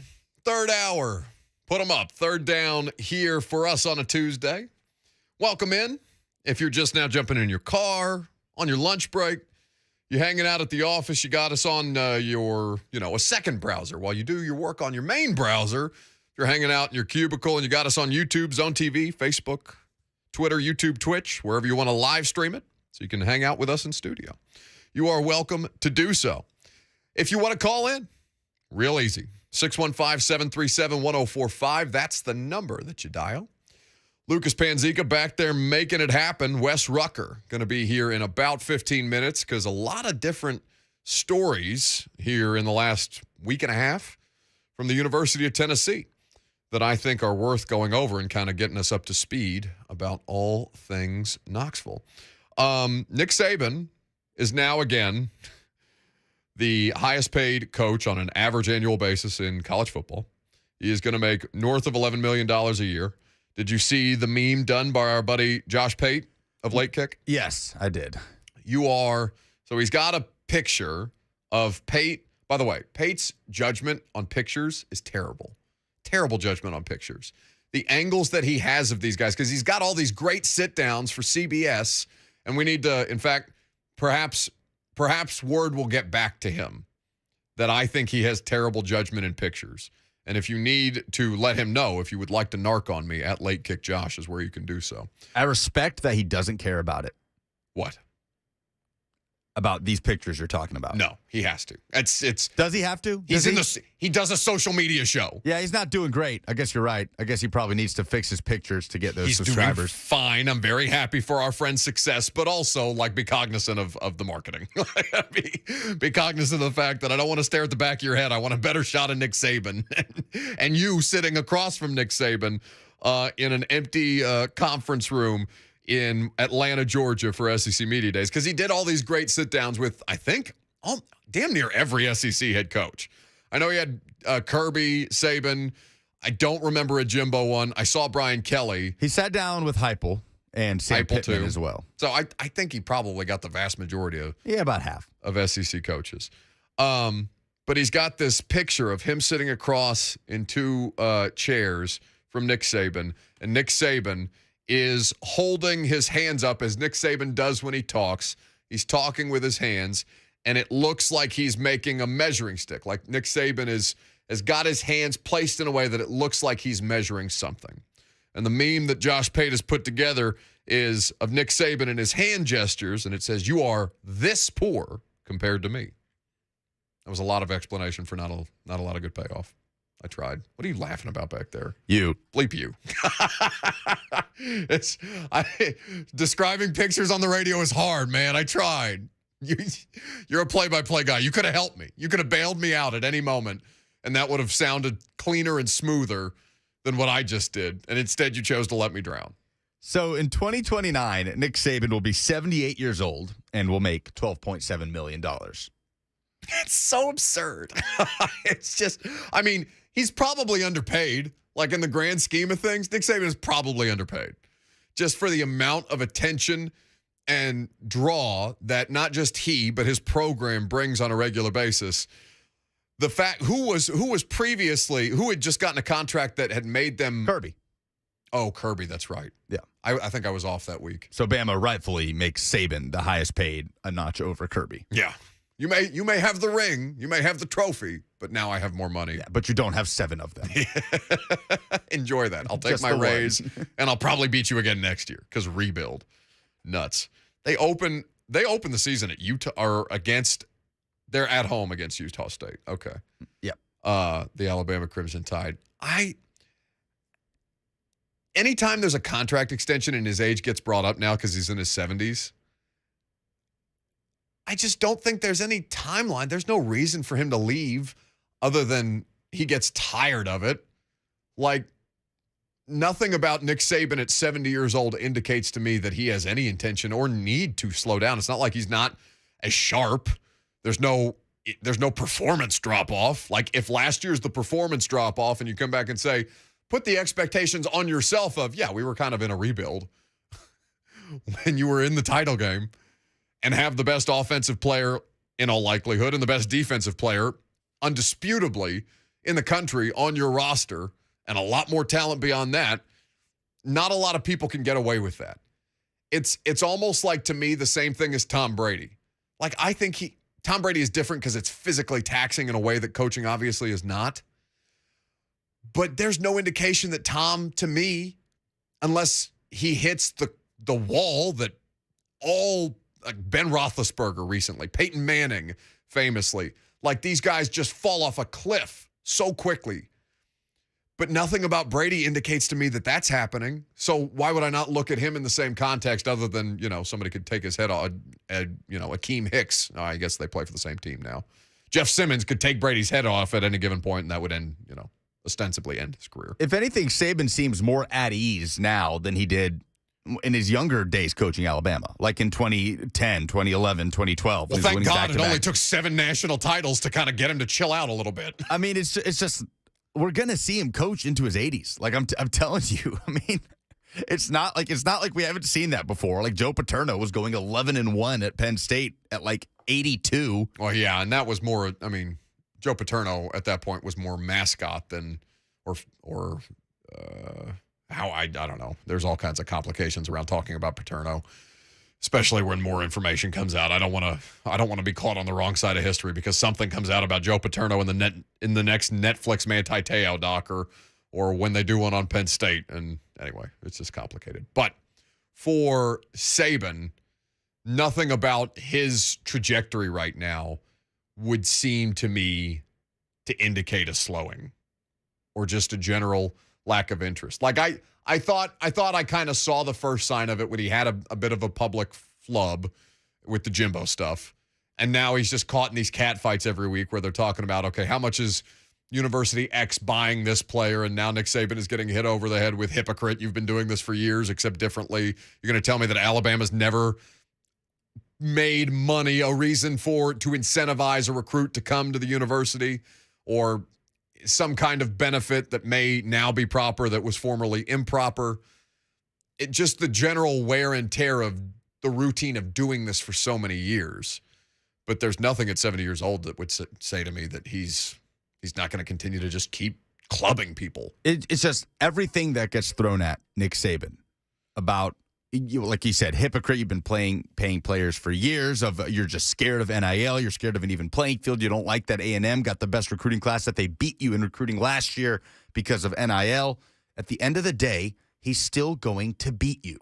Yes. Every single year. But it's funnier to me, just the whole Saban thing is funnier to me because he warns you on the front end, if you, just as NIL for an example, if you do this, things are going to happen that are going to change college football. We'll adapt, but this is going to consequentially change this thing that we've been doing for so long. Now, I've won the old way plenty, and I'll win in the new way too.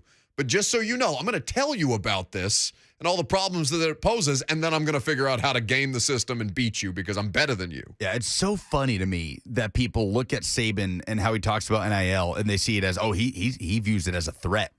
It's so funny to me because of all the places in college football where players are going to get NIL opportunities, you don't think Alabama is right at the top of that list? I don't care what collectives they may or may not have. Like, they're Alabama. They've invested more into their program than any other program in the country in the last 15 years. They're going to be fine and better than you every year in almost everything they do. Like, yeah, does it allow some programs to play catch up a little bit faster than normal, like a Tennessee or a Nebraska? Maybe. But they're going to be fine, and they're going to beat you. They're going to go 12-0 this year. They're going to win the SEC championship, and they're probably going to go to the college football playoff and win it. Yeah. When you see those criticisms of Saban, to me that's just, other people whose programs have been dusted by Alabama in, not even recent memory, just basically over the last 15 years? Yeah, it doesn't count as recent anymore. Since 2007. We are well within the dynastic range as it relates to sports dominance. That. Yeah, that was after 3 championships. Now he's got we hit 4 that more point in that Notre Dame game. It's like Brady. He had that kind of Super Bowl drought, without winning one. He played in them, but he had that Super Bowl win drought. But he basically he had the first run where they got the first 3, and then he's had this second career basically where he's had a second Hall of Fame career in the time span to make up for the Super Bowl winless drought over 22 years of being a professional football player. Saban has basically had several Hall of Fame careers to kind of take a lap around everybody else who's been doing it in that sport across 150 years of college football. I think, though, that what you see when people come at Saban with the criticism of, he's threatened by NIL, that's why he's lashing out this way. That's why he's, kind of airing Jimbo out a little bit, or Deion Sanders when he kind of alluded to some things that Jackson State was doing that weren't necessarily verified. Yeah. I think that's a place where he did slip up because I don't think he had all the information and he said what he did that put him in a bad spot. Yeah, I also wonder how much of that is him not knowing that was going to be leaked. I think as far as Nick Saban knew, he was speaking in a closed environment of a ton of it was at a World Games event in Birmingham with a ton of Alabama boosters and big heavy people in that community. That wasn't Nick Saban at a press conference. I don't think he realized that was going to happen. I just think that in 2022 you have to be aware that unless you are Dave Chappelle and you take people's phones as they enter the venue that you are about to perform or speak in, you got to assume somebody's got a camera on you. Yeah. Because you're Nick Saban. And why wouldn't they? Yeah, it was unusual to see that from him. But I think just to kind of bring the point home, I think that is other SEC or college football fan bases projecting their own insecurities onto Nick Saban and saying, "Oh, look, he's threatened." You know who has the number 1 class in 2023 right now? Oh, is it Bama? Yes, Are they Bama. back? Yes. Oh, wait, number 1 overall? Yes. So where is Tennessee now based on, because they at one point before Alabama and Georgia started getting all of their hard recruits or hard commitments rather, where is Tennessee now? Because they at one time had the 5th best class in the country in 23 and the top ranked class in the SEC. Right, which was always going to happen with Alabama and Georgia. Tennessee right on the edge of the top 10 at 11. They're sitting right there, but a spot behind Florida, who has had quite the surge in the last 2 weeks.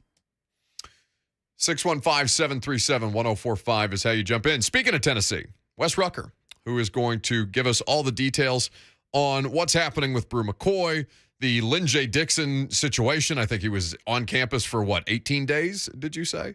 And the arrest of recently of a Tennessee linebacker that's got people talking. So we'll go to Rocky Top coming up next.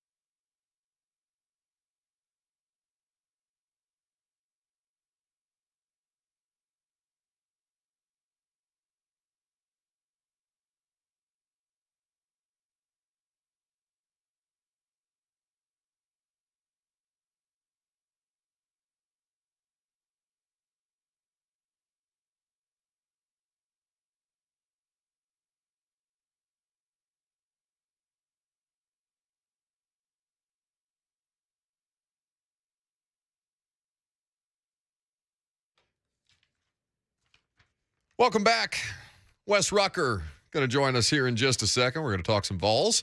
The show and all the interviews made possible by our great friends at Spring Hill Heating and Cooling. Go to springhillac.com for all your HVAC needs. And if you're looking for your next employment opportunity, Spring Hill AC currently in growth mode right now as a locally owned company. So go to springhillac.com for more information on that as well. I need more information. I need information about what the hell is happening with the University of Tennessee and their football program. That's why we are happy to have Wes Rucker on the line with us now. Hello, buddy. Hey, how you doing, man? I'm great. Brew McCoy, what the hell? Yeah, that's a good first question. It seems to be sort of who you're asking on the matter. You know that there's.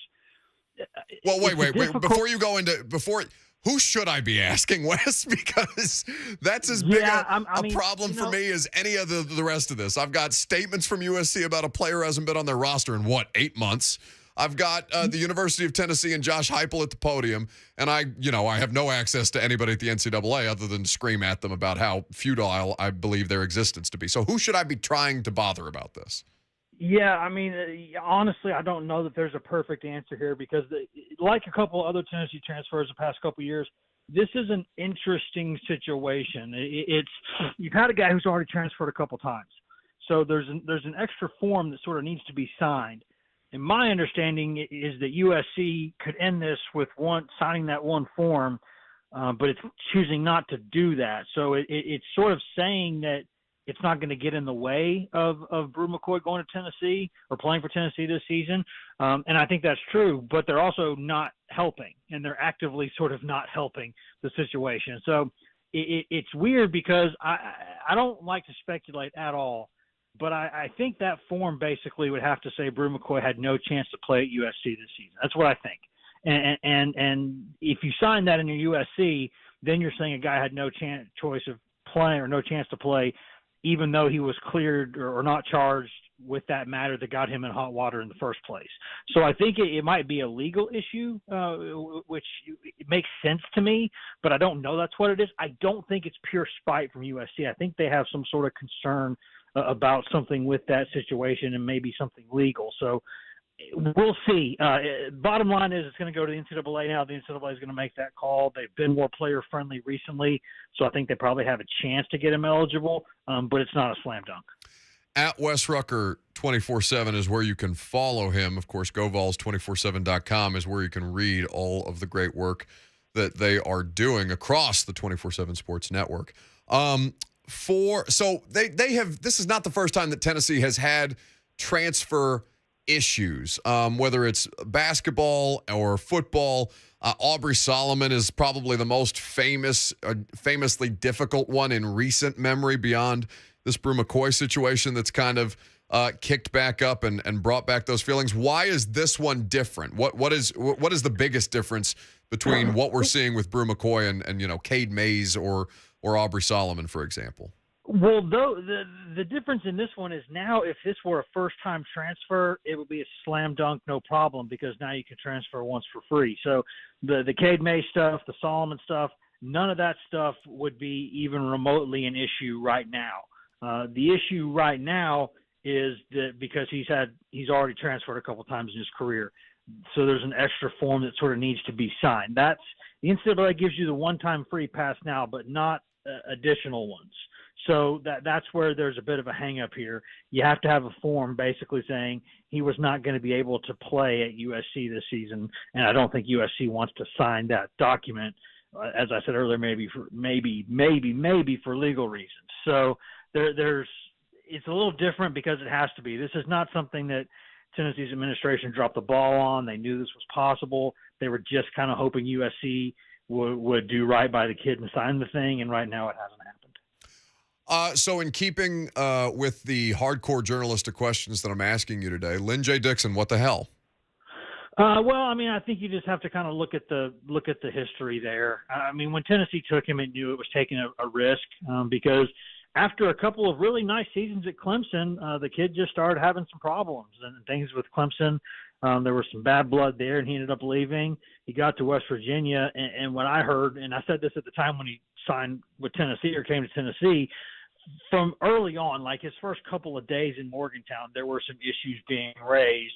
And then when he came to Tennessee, they needed to take a chance on somebody because, well, they needed another scholarship back.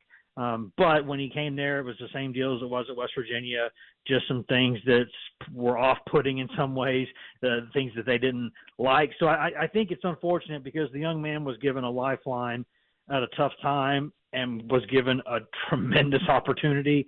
But it was a risk, and he ended up not being able to sort of meet the moment. So you just kind of hope, because that kid was so good his first couple of years at Clemson. Yeah. You just hope whatever it is, he figures it out, because if he can ever figure that out, he's still a good football player. So I was reading your colleague Ryan Callahan this morning about the situation for William Mohan, the Tennessee linebacker, who has been suspended indefinitely following his recent arrest. What are the details on this that people need to know and that jumped out on you? Because the incident report, I think, was kind of jarring. It was jarring. You know, it's not something that you want to hear. You're talking about, some assault, some potential, violent attempts at assault. And I'll say this with one large caveat.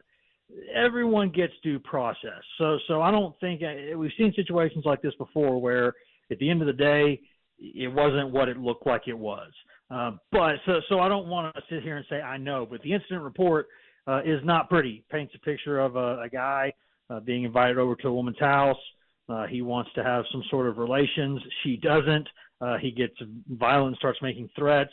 She grabs an iron, basically, and tries to hit him away with it, and then tries to get a knife. And so he takes the knife from her, puts his arms kind of around her neck. It's not a pretty sight. And I think what's important here is that one of her roommates, at least, is a potential witness in this. So this might be different from some incidents in the past, because this might not be a he said, she said. This might be a he said, but then she said. So that's where it's going to go. If you're Tennessee right now, I think the only thing you can do is what Tennessee has done. Tennessee has gone ahead and suspended him indefinitely, and they'll take a look at the matter. And if what you read on the incident report is accurate, I'm fairly confident you won't see William Mohan playing football at Tennessee again. But we'll see where it goes from there. I just don't. Nothing about Heupel and his staff makes me think that they would condone or they would look the other way on something like this. At Wes Rucker 24/7 is where you can follow him, of course, for all of your Vols information. I know you talked to offensive coordinator Alex Golish this morning. I assume a press conference was held. What were you looking to learn as we get closer to? I mean, we're dangerously close to kickoff at this point. Yeah, just the regular things. Kind of how are things doing? How's the offense looking? How do you feel like you're ready to kind of build on what you did last year, which was a top 10 offense in both scoring offense and total offense nationally, and build from there? I mean, you look at it, take a 30,000 feet view look at it. You got your starting quarterback coming back who was 31 TDs and 3 picks despite missing a couple games last season. You got your running back, another one of your best running backs back. You got your star All-America wide receiver back. You got other talent at wide receiver. You got 2 senior tight ends who have been the starters for the past 2 years and played a billion snaps at Tennessee. You bring back 4 of your 5 starting offensive linemen.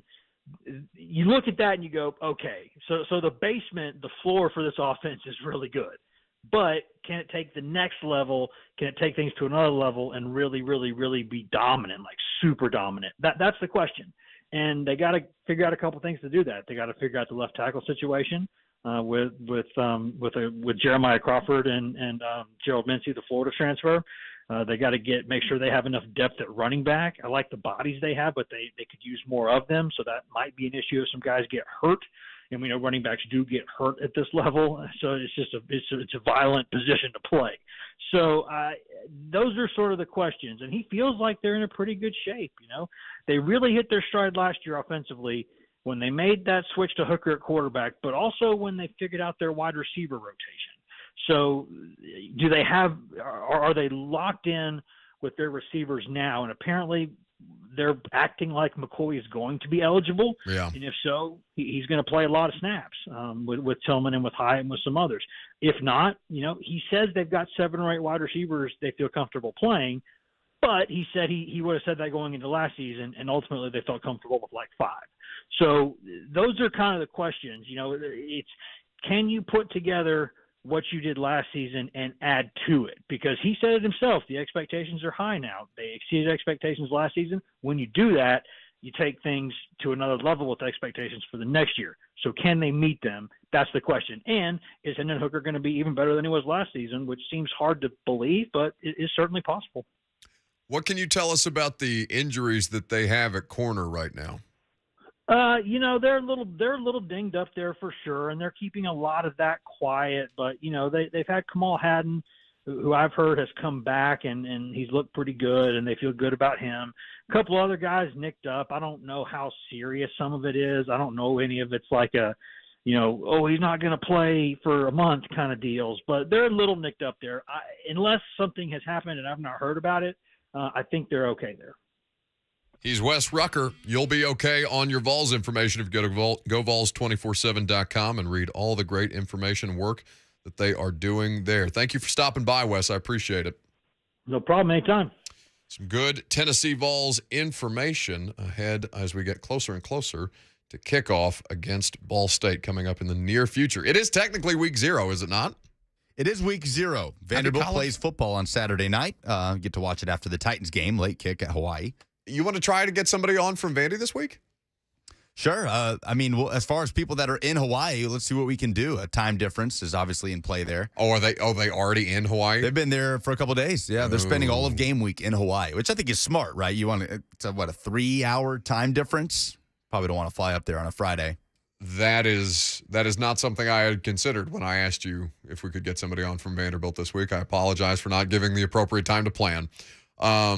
Yeah, well, I guess we have West Coast guests on every once in a while. I feel bad. I always have to wait until after the show to text people like Mina Kimes because it's, 8 a.m. when we start the radio show Pacific.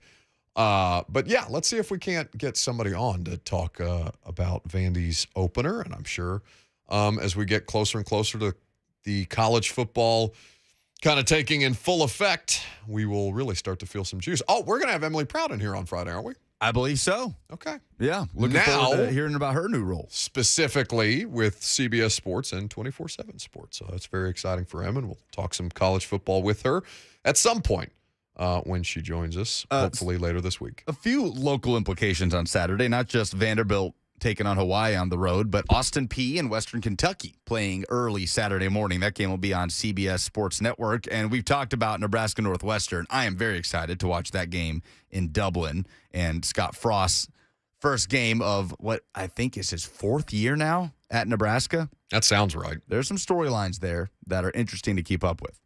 So Austin Peay, Will Healy and his trajectory as a coach when he was at Austin Peay and kind of revitalized that program, is he still at Charlotte currently? Yes, they play FAU Saturday. What is I must be honest, and this is no slight against our friends in Clarksville, but I have not followed much as far as Austin Peay's football trajectory since Will Healy left, because I know that was pretty well documented how he turned them into a success story. Have they been able to maintain in the last couple of years?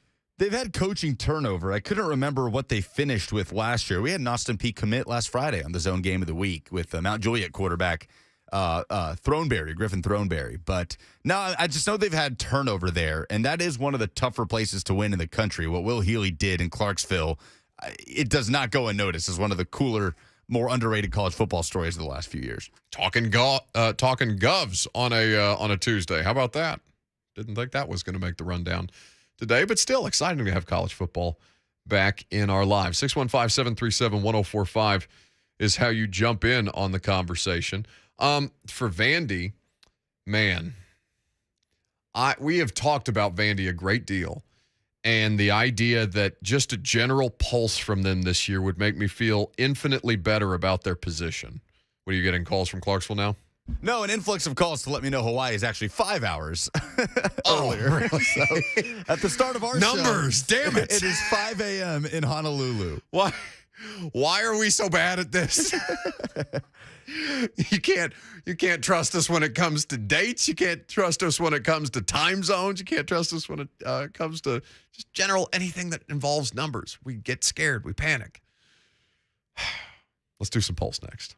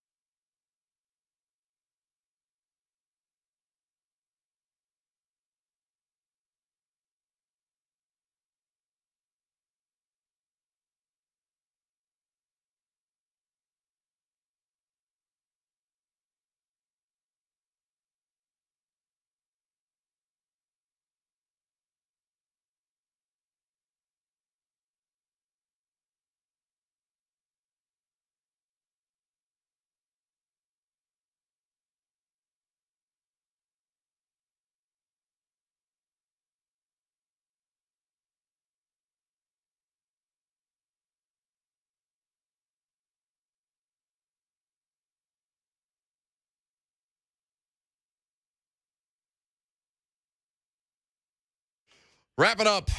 Last call for phone calls. Welcome in, welcome back. Well, I guess not welcome in for us. Maybe I can welcome you in for Blaine and Mickey. That starts in about 15 minutes here on 104.5 The Zone. 3HL on after that. So we've learned things today. I feel that we've accomplished some things. I feel that we've learned that Hawaii is now in its own time zone. Not information I had at my disposal before the show today. Feel good about that. How about you, bud? Yeah, that is the biggest thing I learned today was that Hawaii is 5 hours behind us and not 3. Didn't really learn anything else. Swell. We learned. So if you don't want to learn it, if you missed any of the last 2 hours and 45 minutes of us not learning, bleep, go check out the podcast, the Buck Rising Show. Chase Young's debut this season could be against the Tennessee Titans in Washington. I learned that Jalen Johnson's catch for Cane Ridge should absolutely be on SportsCenter. Yes. As far as high school football being back in full effect last week, at least in Middle Tennessee. We have roster cuts coming up at 3 p.m. Central Time today. Now, I think the Titans have kind of already done their legwork in that department. So they're at 81 right now. Right. Got to get down to 80 at 3. And here's the thing, because I'll give you the list of names of players that were released yesterday. 2 outright waived and 2 waived injured for the Titans as they make a little room. But the thing to monitor as they sit at 81 is, all right, do they move Monty? Do they give Monty Rice the Chase Young treatment in so much as he's currently on the active PUP list? Can they move him over to the reserve PUP list so he no longer occupies an active roster spot? But in doing so, that would remove him from the conversation for at least the first 4 games of the regular season, as it has done for Chase Young. So that is something that you'll need to keep in mind as roster cuts get ready to come through the second round of roster cuts. Now, on Monday, the team released wide receiver Terry Godwin, Shakur Brown, who a lot of people had liked and who is a USFL player who had made some strides for himself in camp and in preseason. He was waived injured, as was Shaheem Carter, who is the UDFA out of Alabama. Justin Lawler, also linebacker who struggled, edge player who struggled, was informed of the team's plan to release him yesterday. So now you have one player that you need to do something with ahead of 3 p.m. And I guess that's really the only situation that's kind of looming for me that I would like an answer to. Is Monty Rice's situation. Yeah, what's more likely? Somebody else gets cut today or Monty Rice just gets put on that reserve PUP list? It's hard, it's hard to say without knowing the severity of his injuries. I think if you put it to me that way, like it's like asking me, the Titans or the field. Well, I'll take the field, right? I'm inherently going to have a better percentage chance by saying somebody else is going to get cut versus the one thing that could happen that would put Monty Rice on the reserve PUP. It's the last small cut. It is the last small cut because then next week we have the largest. I think it may well be like on an annual recurring basis, like the largest workforce layoff in the American economy. Like roster cut week. 32 teams going from 80 to 53 every year at the exact same time. Consistently. Like it may be the single biggest layoff in the United States economy at this point. But yeah, that's next Tuesday, which we shouldn't laugh about because I know that's not a great day for a lot of people. But with expanded practice squads, at least they are providing more jobs for guys who are trying to keep their NFL dreams alive, which of course is what the preseason portion of it is all about. Giles says Blaine thought Godwin would make the team. Blaine Bishop thought Godwin would make the team. Terry Godwin? It had slowed down over the last few days, but yeah, Blaine was certainly high on Terry Godwin after the first preseason game where he played pretty well, led the team in catches. And look, and a lot of us remember him from his time at Georgia. He was a really good player with the Georgia Bulldogs. Not an overly productive 1,000-yard receiver, but a good player on a really good team. So, yeah, I think a lot of people were high on Godwin as an outside shot of making the roster. So, for reference, wide receivers still on the roster, Traylon Burks, Des Fitzpatrick, Cody Hollister, Mason Kinsey, Racey McMath, Kyle Phillips, Reggie Robertson, Nick Westbrook-Akina, and Robert Woods. So I would imagine all those dudes are going to make it through to the next round. I don't think that's going to be a position where they start to cut, or where they would make one more cut. But defensive line, there's just so many bodies there, and they're all kind of in the same spot. Except DeMarcus Walker is somebody who I feel pretty good about, and I think that's a good thing, given that Danico Autry just continues to not practice, and we have zero answers. We have less answers on Danico than we do on Monty Rice. So maybe that's something to keep an eye on. Because I think we're 3 weeks away from week 1. At what point do you start to have a conversation around Danico? Because he's just, not worried about him missing practice time, I guess, but there has to be some kind of detriment that this causes as to his week 1 availability. I think we have to start asking that question at a certain point. He's not on any lists. He's not on any of the lists at this juncture. We will see. All right, polls. I'm going to make you an offer you can't refuse. Because the polls have closed and the votes have been tallied. It's time for a poll update. And he's a good boy. Buck Rising show producer and correspondent, Lucas Panzica. Presented by Two Rivers Ford. You can custom order any new Ford from Two Rivers. They'll deliver it right to you as soon as it's manufactured. Who are the winners of the sports weekend? Puka, Daniel, V-Love, Blake, Mark, Karen, Will, Tom, all say Nashville Soccer Club.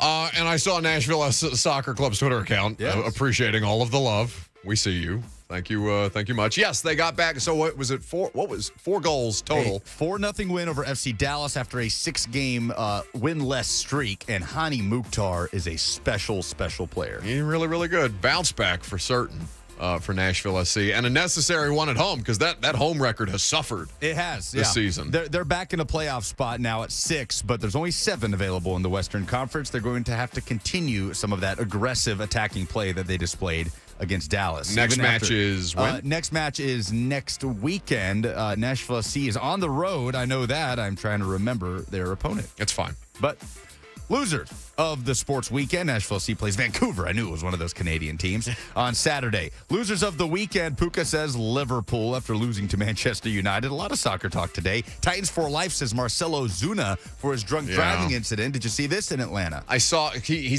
told the cops that he was celebrating a win recently. Like that's where he was coming from. Oh, I didn't see that. I just saw the body cam footage of him saying, "I'm Marcelo Zuna from the Braves." Oh no, I did not. I did not see. Oh really? He was like, "Don't you know who I am?" Yeah, he was like slurring his words. Oh. No, he wasn't not in like he didn't come off as like a jerk. He was excuse me, sir. Like you see, he said, "Hey, I'm Marcelo Zuna from the Braves." He tried to kind of dap up the cop, be like, "All right, appreciate it," and no, you're staying right there. He tried to dap him up. Yeah, he did. He tried, and the cop took it. He shook his hand. He's like, "All right, yeah, I'm gonna need you to step out of the car."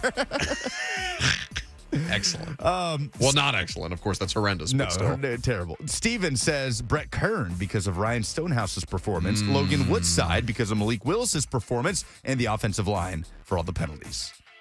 God, is it weird to say I feel safer about Woodside making the roster than I do Kern right now? Oh, that's a big statement. I don't know, man. That's such a weird thing.